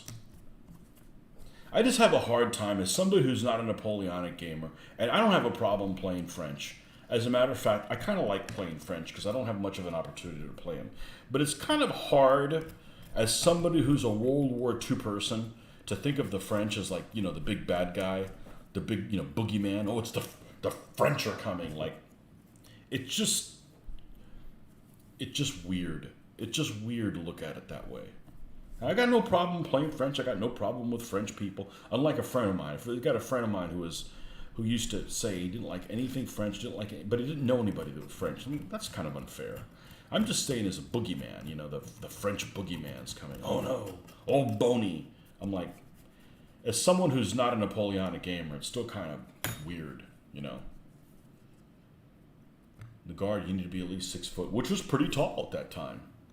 Napoleon was 5 foot. I thought he was like 5'8". Oh, well, I could be wrong. I'll take your word for it. You know more about him than I do.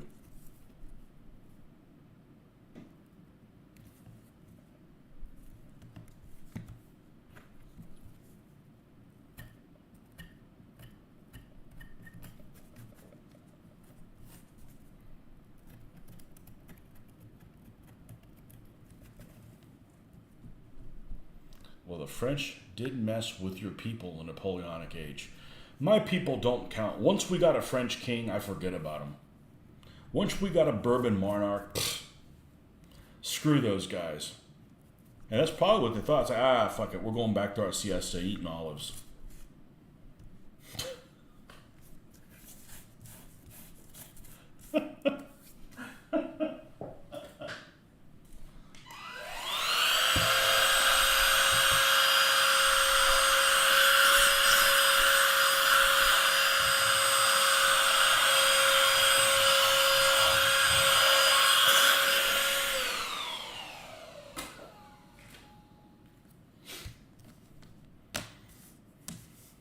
My people. We all have our own people, don't we?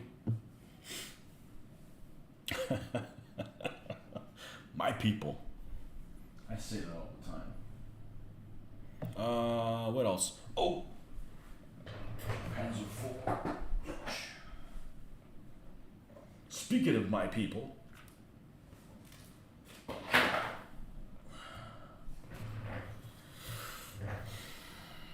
we were talking about the Irish yesterday. The Irish aren't my people, but they were allies of my people. My people have never had a problem with the Irish or the Germans. And no, my people were gone from Spain during the Civil War. Okay, this one fits nicely on there. I'm missing one. ¿Cuál es? This one? Has to be that one.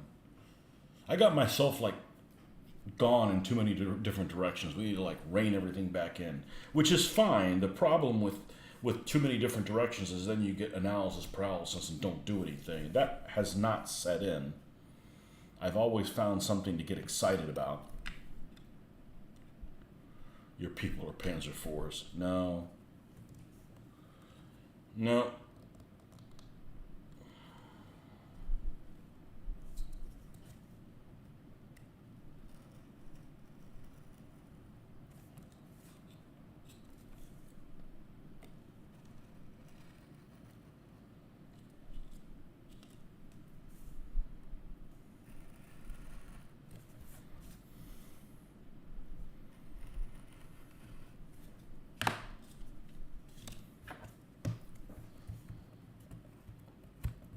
Oh, thank goodness. None of these were super difficult to rip open. Yeah, after this set's a couple weeks, it's very difficult to do what I'm doing. You kind of want it to be gooey like a cookie, a little bit.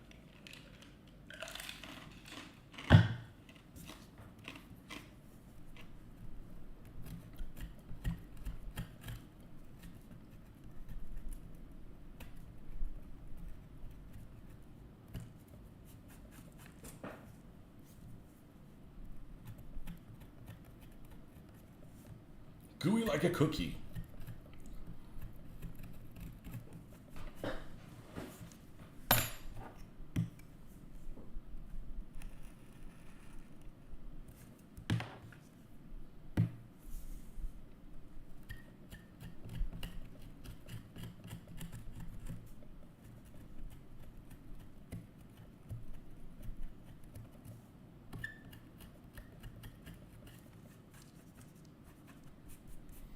No, so I'm playing all day on Saturday, exclusively Lion Rampant. And I think I'm going to try to, it's Crusade stuff, and I think I'm going to try to play,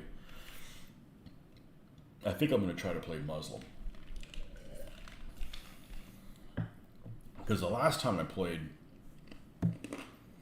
Lion Rampant, It was Reconquista stuff, so I had to pay my people. Just for variety. See how maybe they'll have some horse that has some ranged capability. A lot of the Muslim armies don't have horses that shoot at a distance. They're just skirmishing, and they're actually lancers. It's the Turkish influence that gives them that. But the standard Arab horse does not normally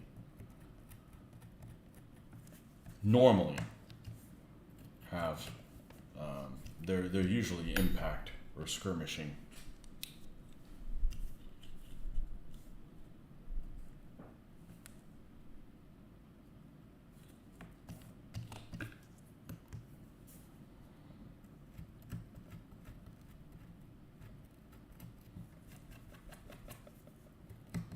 See, I was saying yesterday, I watched about half of that Narvik movie. I thought it was pretty decent. That's probably what I'd be doing tonight if I wasn't painting.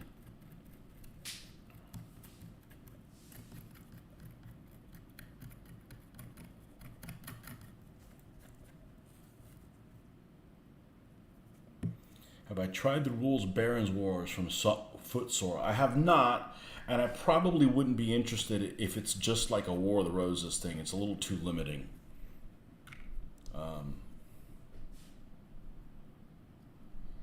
It seems like it'd be for War of the Roses.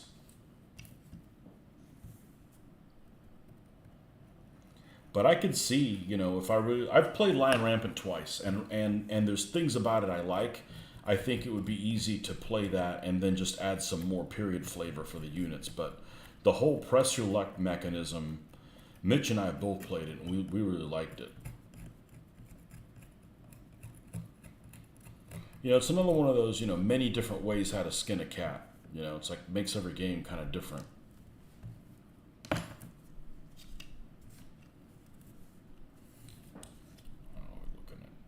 It's thick enough there. It's thick enough there. Okay, this is good to go. All right. So we've got that out of the way. We're not going to finish basing any of the ones that are not sealed, because in sealing them, I'm gonna, like, this guy's not sealed. And only reason I know that is because I remember. I haven't sealed them yet. So we're going to put the ones that I cannot finish at this moment in this box. Okay? This thing is good to go except for an antenna and sealing. I'm not going to seal it until the other ones are done. That one's also not able to be finished. Not appearing in this film. This Panther is also not appearing in this film. And same thing with this Panzer IV-H. So these guys are not complete, and the other guys are. So we will epoxy those guys down and start a basing. All right, good old Panzer II. This is a vehicle that can get you in a lot of trouble because it is known about 4 or 5 different divisions this thing served in, and a couple of unknowns. So, if you're playing something in Italy, this thing shouldn't show up, okay? Because none of the Panzer divisions that were in Italy had these. It's unlikely they would be on there. And the disappointing thing is that, because this would be in a heavy Aufklärer company, right? Heavy Panzer Aufklärer company. And it would look great with a Puma in the same unit, but they didn't serve together. Or they may have, but the units that that use these and the units that use the Pumas don't overlap at all.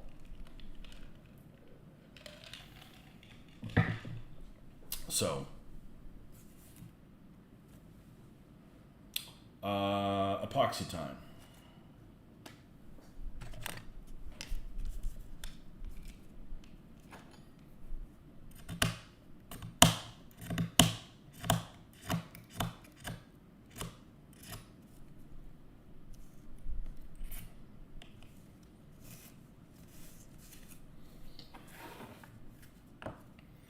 So yeah, I'm going to finish that Narvik movie, and I'm probably going to roll into King's Choice, which is another Norwegian movie.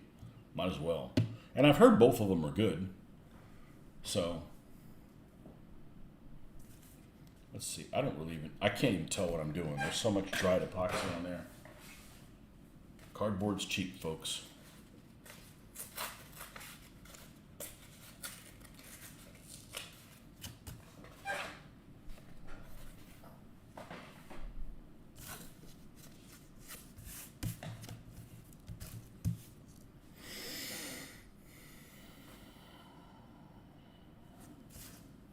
Time is it? 9:30.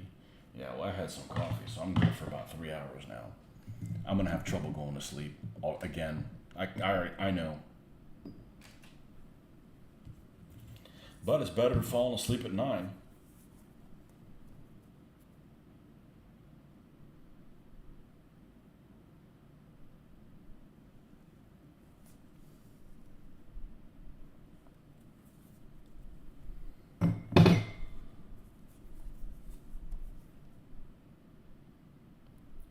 So glad I bought a new one of these. This comes out so easy.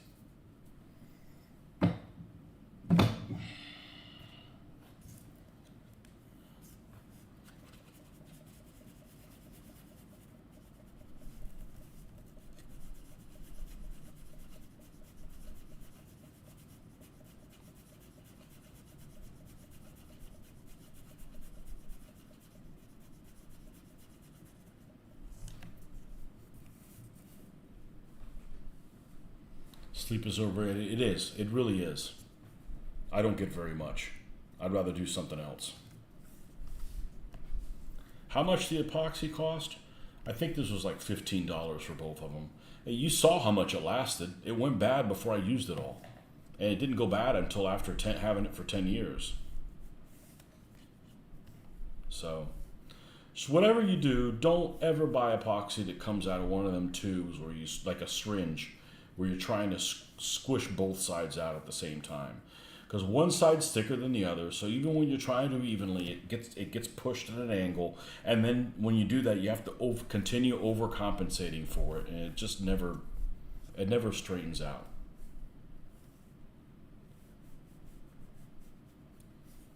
Buy the 2 containers, and I am a firm believer in epoxy. Not in the 80s. In the 80s, it wasn't worth a damn, but now it's some good stuff.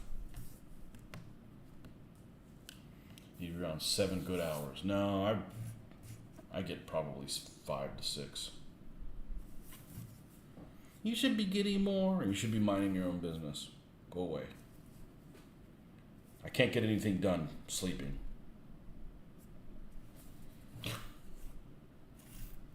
Okay, there's one. As the Frenchman says, mind your own business.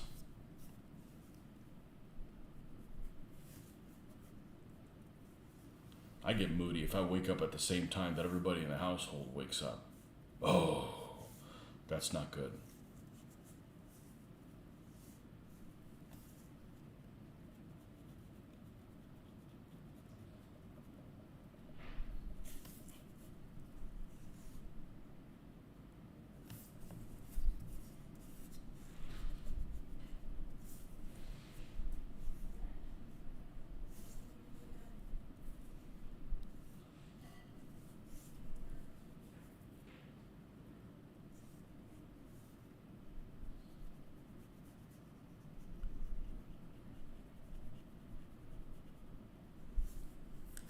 I'm moody if I have sugar.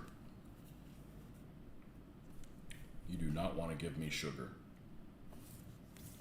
I get short-tempered and angry and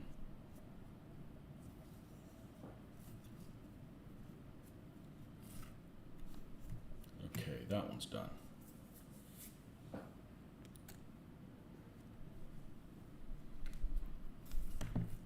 See if I got enough to do these 2.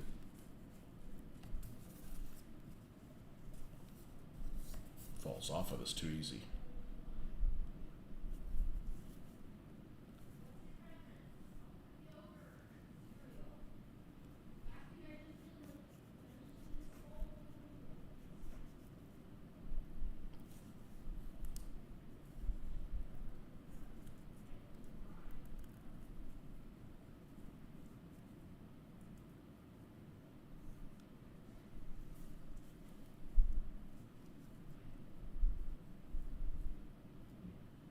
Shit, I gotta switch some clothes.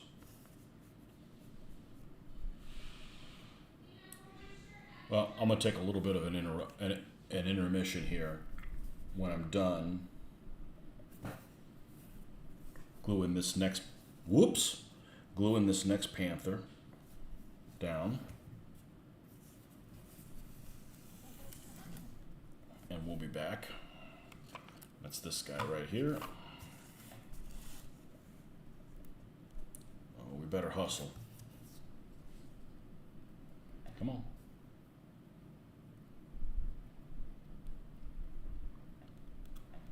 This stuff starts setting fast, really fast.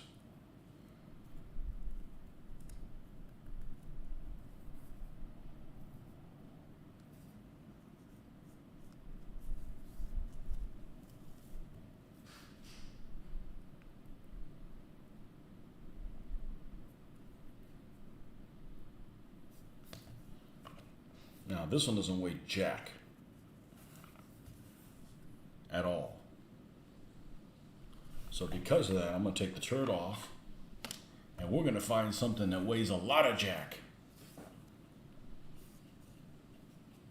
How much jack do you weigh? A shit ton.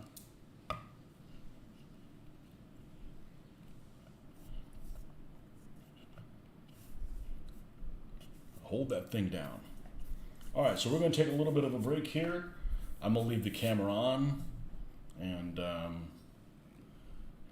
we will be right back in a few.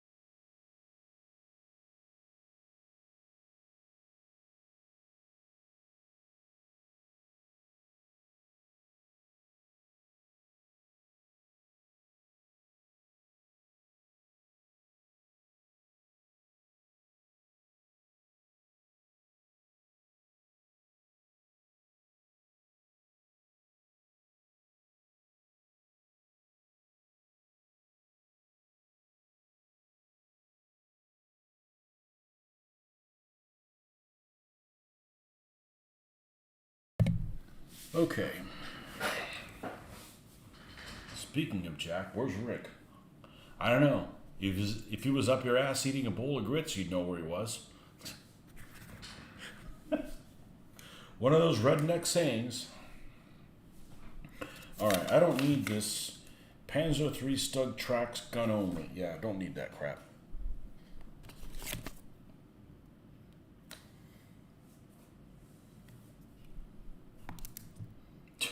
RSO Pack German. If you don't know that this thing is German, there's no way to hell you're going to build this thing without instructions.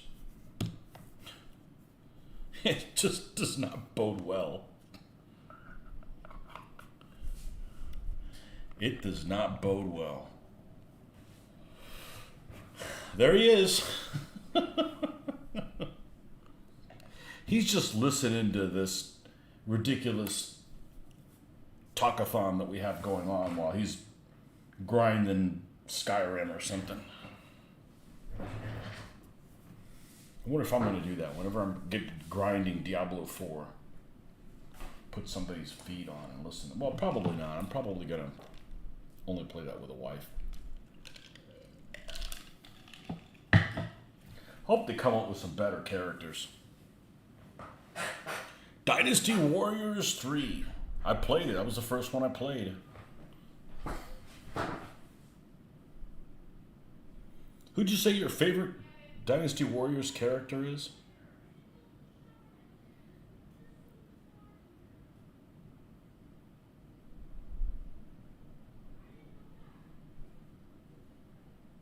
God, I can't stand Dong Zhuo. I think that's the whole point in having him in there, not to stand him. That and the freaking barbarian dude that you have to kill 7 times. Screw that guy. Elephant riding bastard, whatever his name is.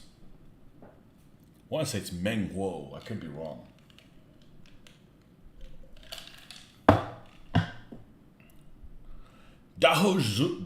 Zahodun. That's right. The guy with a patch.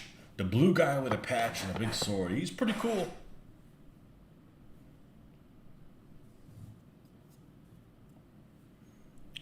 Zahodun. Yeah.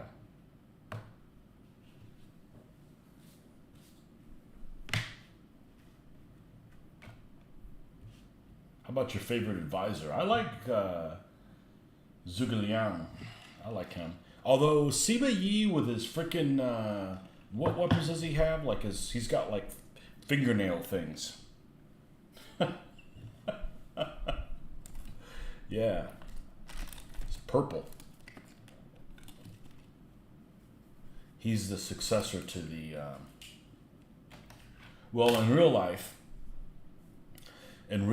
when Cao Cao died and then his son took over and then he didn't get it, then Sima Yi kind of like his descendants ended up taking that group together. Of course, they didn't last either. None of those guys lasted very long. The first time I played it, I played Zhao Yun all the way through. I don't know why I picked him. I'm not sure. But I did. We just defended Hefei Castle. God, I don't remember it. That's not the one that floods, is it? Hefei's the one that has a cylinder part in it. There's a part of it, a cylinder. What's really good is you can go on YouTube and find the soundtrack of Dynasty Warriors, and the flooded one is the one with the guy with the beard. The guy with the beard that's defending it. I think he ends up dying in that battle.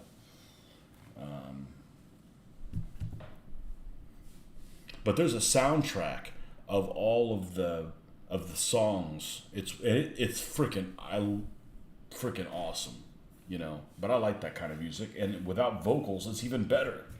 I don't like every song, but some of them freaking kick ass.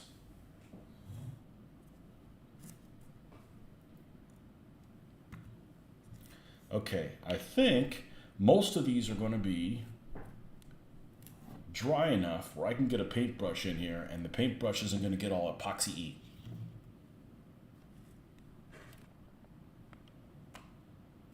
Guang Yu, there's one where he defends the flooded one.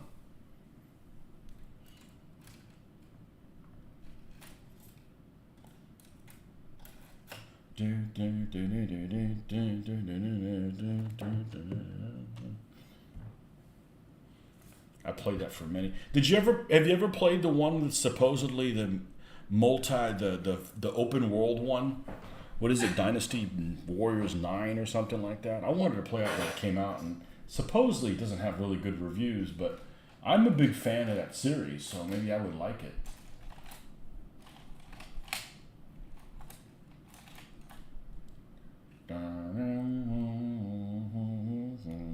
That's the Little Boo one. What a bastard to beat. That guy's cool.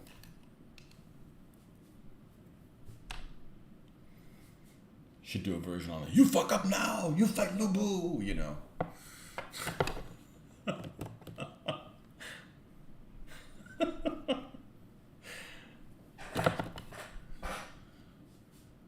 Yep, I have 9. It loses the massive waves of troops, but the open world aspect is really cool. You see villagers milling about and whatnot. So the Total War 3 Kingdoms, you can play as a standard Total War game, or you can play the gamey version, and you can control like a character going around. Obviously, it's not a first-person fighter, but it's almost more like, if I remember correctly, kind of how Warcraft 3 was, where you have like potions and stuff for the person, you know, plus the other stuff that you do. I haven't messed around with it much, and honestly probably won't. That's probably a video game that I should not have bought. You know, I'd just rather play. Honestly, it's too complicated. There's just too many options for you to do.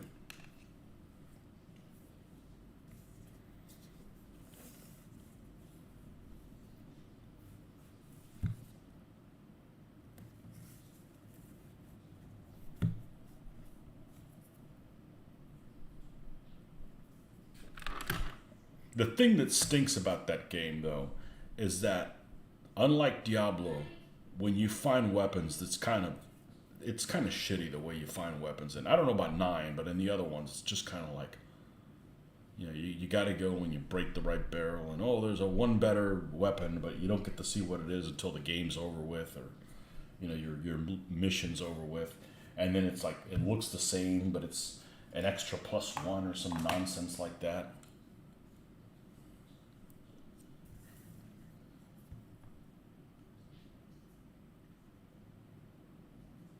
I wish that part was better. You could find armor and make your guy look a little different. You know who I like? You know who my favorite character is? And I bet he's in 3. The dragon guy. The dragon guy looks awesome. Even though I can't remember what his freaking name is right now. He's over there in the northwest part of China. He's an independent guy. He ends up going to fight for Shu Han. The dragon guy. The dragon guy looks freaking badass. Uses a pole arm. That's my favorite guy, easily.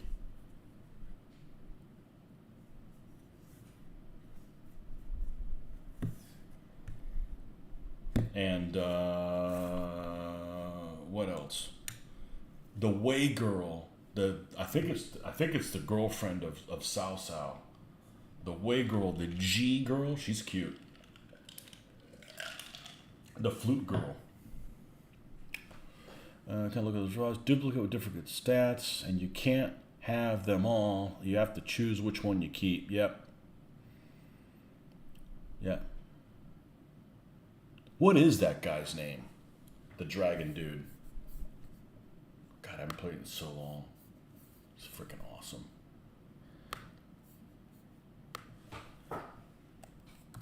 Dynasty Warriors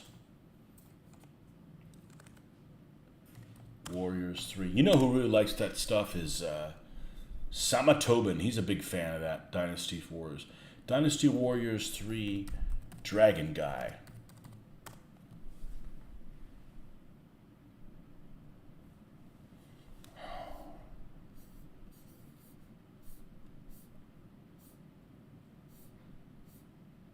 What is his name? Ma Chao.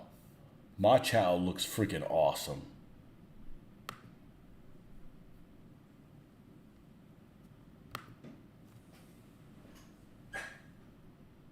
No, Ma Chao. He's got that golden dragon armor. He looks pretty cool. Do you ever play Samurai Warriors? It's the samurai version of that, which is more appropriate because is it Koei? You know, they're a Japanese company, and somehow they've got this fetish with Chinese history. But the Samurai Warriors is their own warring states, 1500s period samurai guys, and that one has techno music instead of metal. It's not bad. Wei Yan. I'm not sure who Wei Yan is. No, you've played Dynasty Warriors Gundam. You ever try painting samurai? I have a whole army of them. I built them in 2009. It's the only army I purchased at Historicon and just turned around and painted them afterwards. Yep. As a matter of fact, I didn't like the Orochi one. I somehow got the Orochi one as a free download or something like that. I'll send you the link to where they are on my WordPress site, which I don't use anymore. It's a whole lot of work to put all that stuff up there, and then I don't think that many people actually see it. But it is a whole lot of work. Let's go to figures, previous entries.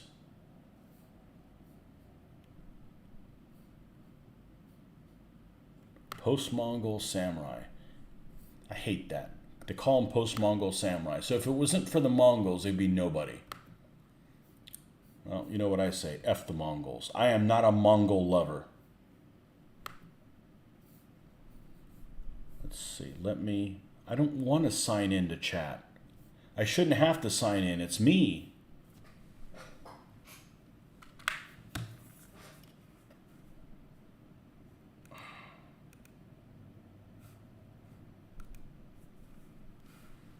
How do I...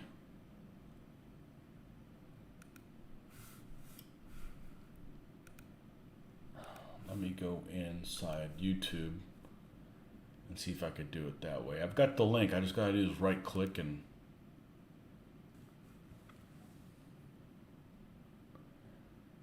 Hold on 1 second. Okay, here we go. Paste. Check that out.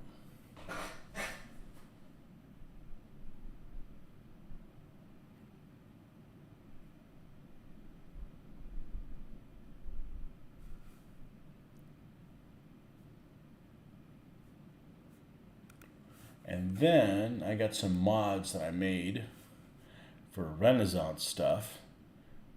And this is the 1500 period Japanese with some firearms and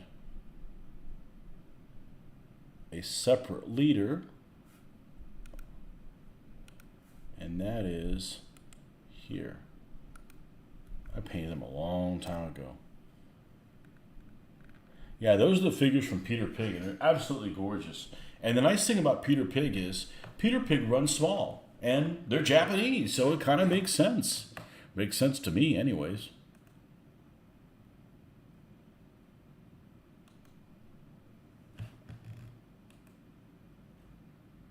Yep.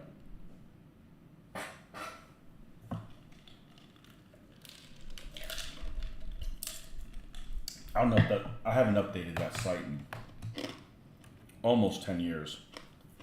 And I'm not going to. It's way too much work.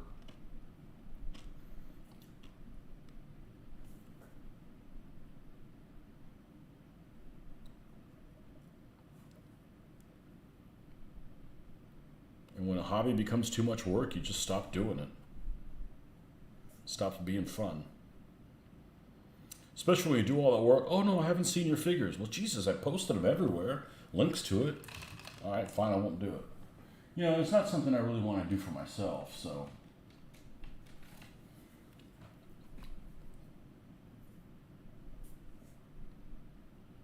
Needed a smaller brush to get in there than that one. Yeah, it was the first army I saw at a Historicon in 2009. Said, oh, these guys are awesome. They just come out with them. I got the figures, built the army. They went right to the front of the queue. And they're beautiful figures. When the hobby starts burning you out, yeah, nobody's keeping me from doing anything. Or putting on tournaments burns you out because you're doing all the lifting and you're tired of playing Minority Whip, trying to get all the votes in, getting people to show up. Yeah, well, I'm not playing another tournament again.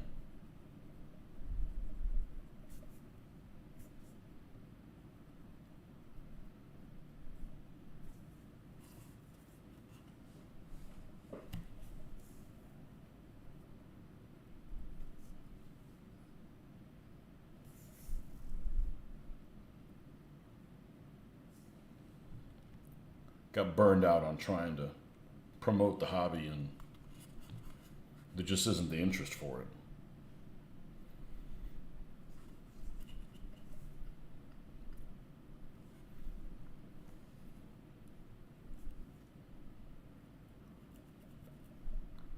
And it was keeping me from doing stuff I really wanted to do.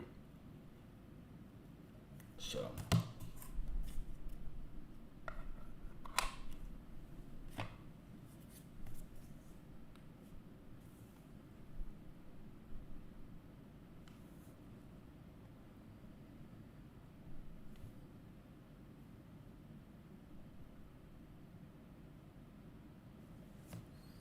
Okay, next one. But yeah, I was having to do both sides of the battle. That burns me out real fast. Well, I would agree with you, except what burned me out was doing all this promotion for stuff, and then people still like being clueless and like not showing up, or saying, "Hey, I'll be there," and then they don't show up. So if I run this on home, nobody's got to show up. They can't leave me hanging.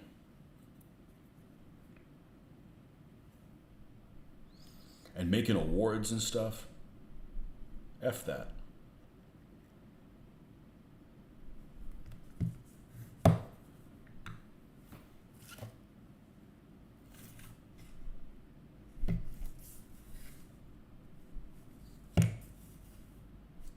Okay, album's done. I think that's it. And did I do this one?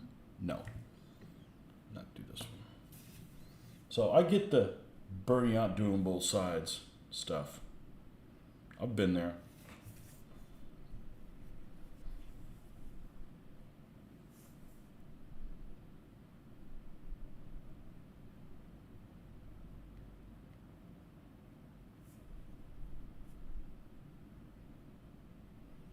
Yep. No point in painting miniatures that you don't like to paint. You're never going to paint all the miniatures you have, so you might as well pick the ones you want to paint.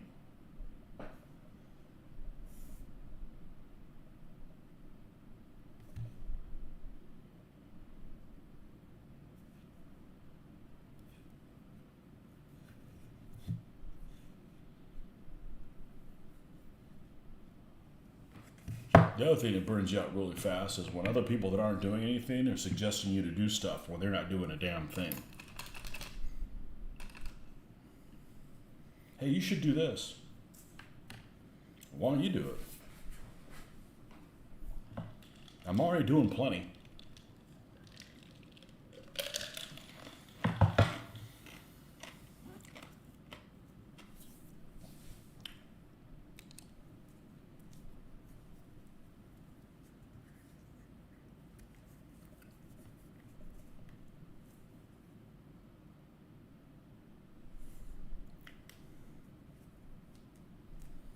Yeah, my tolerance for letting people tell me what to do is grew really thin after this whole COVID thing. I ain't telling anybody to do nothing. I ain't gonna put up with somebody telling me to do it either. I could force myself to pay 50 on the blue moon. I'd tell you probably to enjoy it. Wouldn't be find myself doing hobbies. No point. Yep. Throw them away. Give them away. Hold on to them. Hold on to them to go, man. You know, when you do them, like, man, I do a lot better job now than I did back then, or whatever. I kind of wish I would have kept some of my old ones.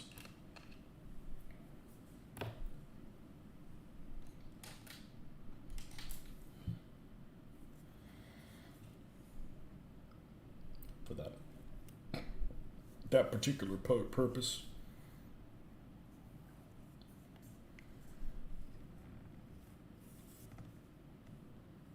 It's not much of that.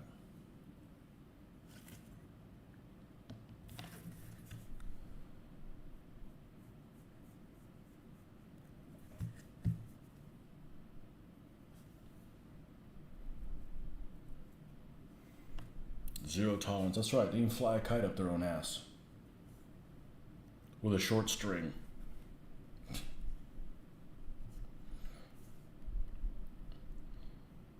Yes, I make my own sayings. Have a seat. I don't tell other people what to do. You do whatever the hell you want. You like playing whatever game it is you're playing? Play it, man. Good for you. Just don't make me play it.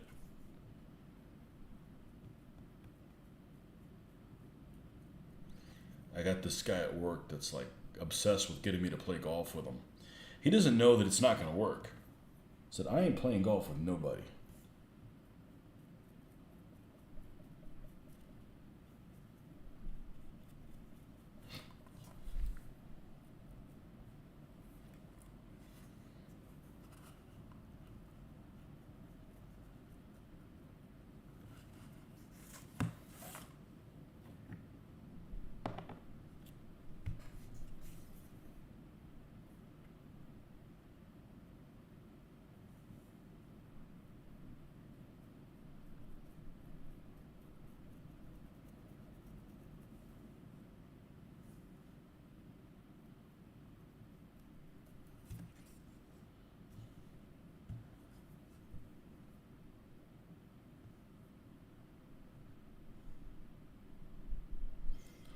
How many tickles does it take to get an octopus to laugh?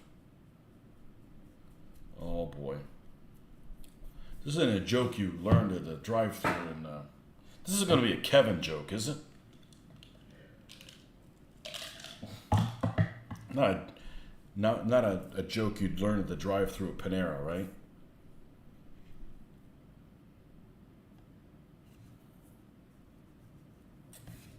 They must know you, that Panera. Oh, here he comes, that bastard. Golfer's riding in a cart, drinking beer, and looking for a small white ball. Pass. Tentacles. Oh, good Lord. Ay, Dios mío. Yeah, well, I can get into the riding a golf cart and, drinking alcohol. I'll even drive responsibly and drink responsibly, but short of that, nah.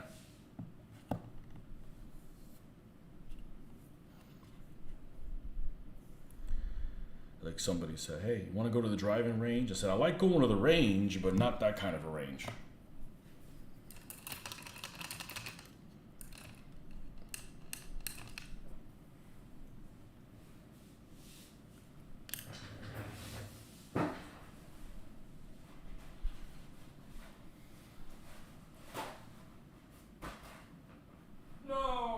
Good.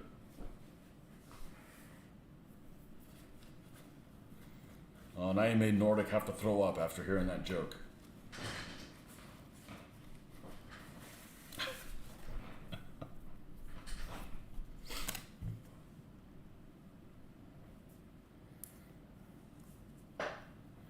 No, I will play golf when Tiger Woods plays war games. Why would I play their shit? Come play the stuff we're good at.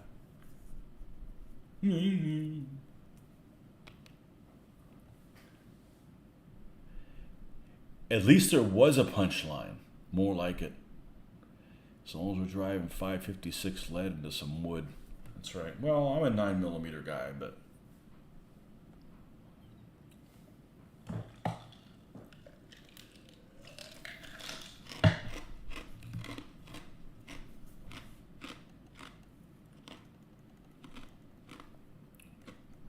I'm gone a long time. There's a public one that's really nice. It's free. It's just 53 miles one way. You know, it's just like, okay, that's not very cost effective.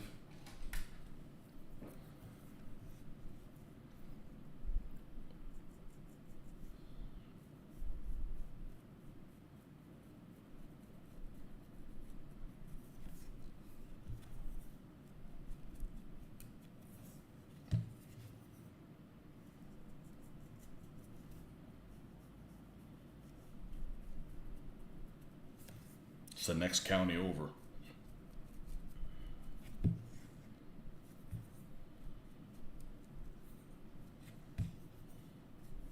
Okay, that one's good to go.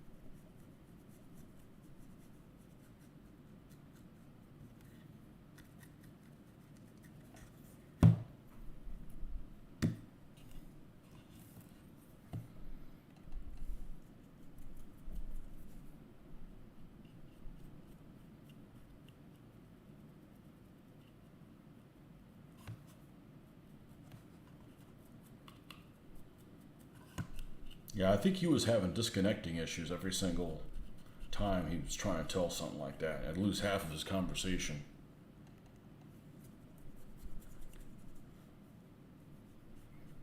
He may have that Tex-Mex internet down there.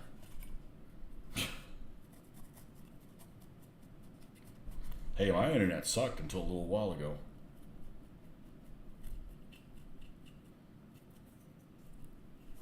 Okay. That's done. Now, I'm going to paint.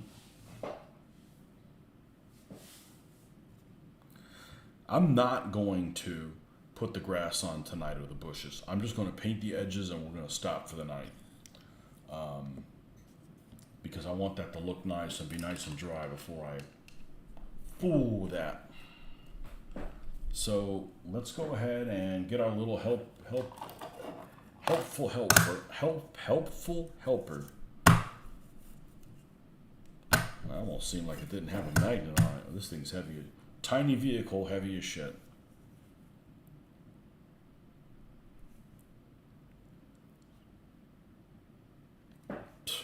Overkill. And you go squeeze it. Nothing. Oh, too much.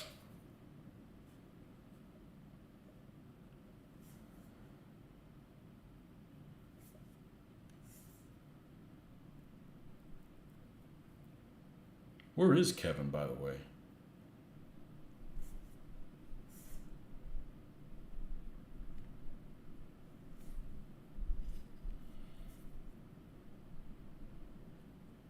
Man, I haven't done a game in a long time.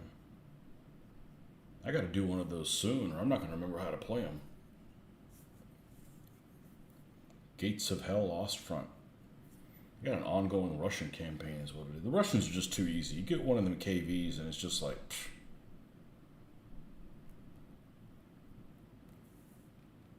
Pretty much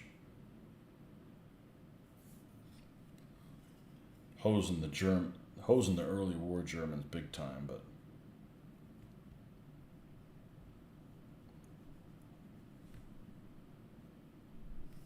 okay. This guy's complete. This is die-cast, and it weighs less than that Panzer II.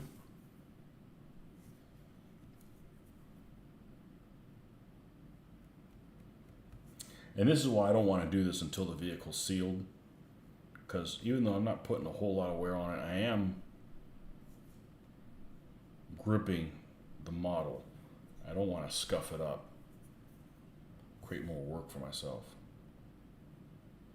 But we got a Panther barrel coming on Monday. I think the antenna is supposed to be in by Monday as well. So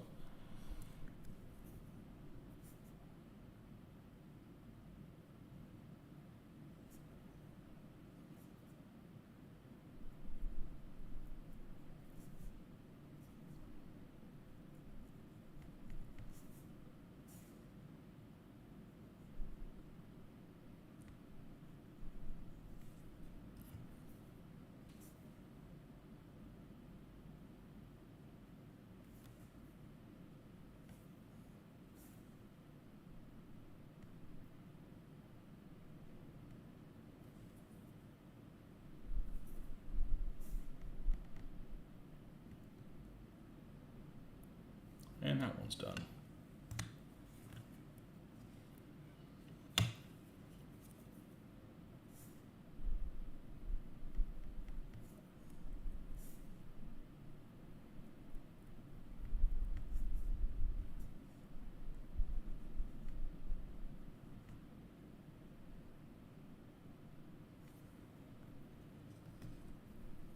Yeah, I'm not sure really what issues he was having because he'd end up starting something, get about one line into it, and you'd just be worrying, like, what happened? You know, like if he did limericks, it'd be like, you know, there once was a man from Savannah. He died in a very strange manner. And then you don't hear from him for like 30 minutes. Like, hello? He's definitely having some disconnection issues. Which, you know, happen. I just didn't think they would happen on something that's kind of a low tech, low demand type of thing like this.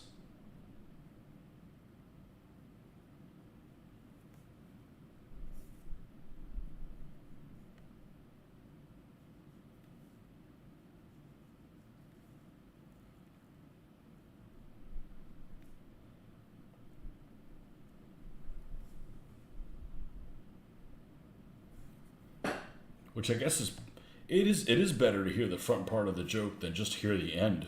Imagine if all he did was tell you punchlines, you never knew what the rest of the joke is.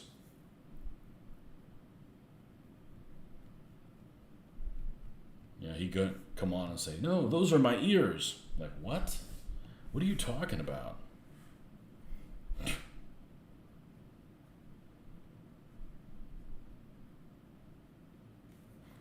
Random saying that doesn't make any sense to anybody. Rando.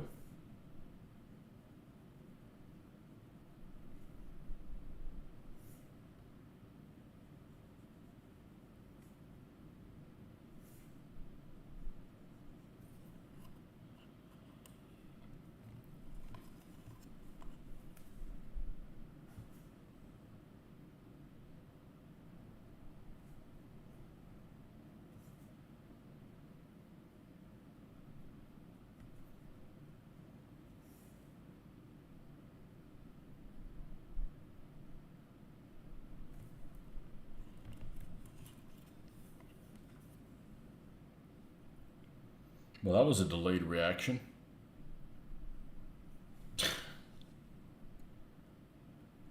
We were, except it's been so long, I don't remember what joke it was that we were waiting on.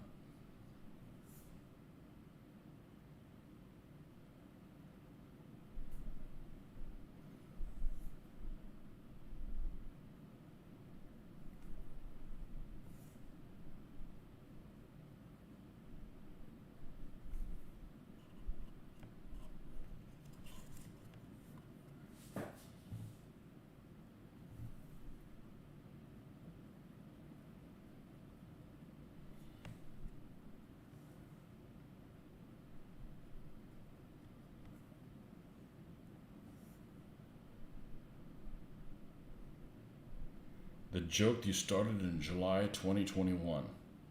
Okay?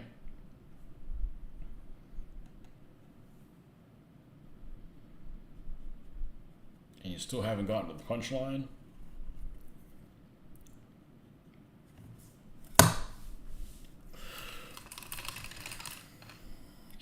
2021. Go on 2 years ago.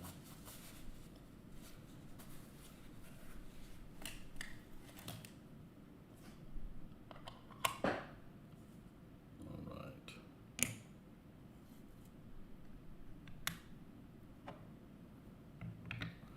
Okay, that's where we're at.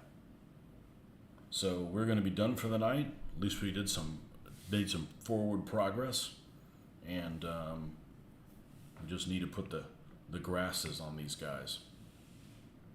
But okay, folks. Well, until next time, thanks for stopping by, and we'll catch you on the next one. And remember, after we got this bit of Germans to do, these other 4 vehicles to finish up, and then we got this Stug and the RSO that we'll probably do, and then we're probably going to switch to the Soviets for a while.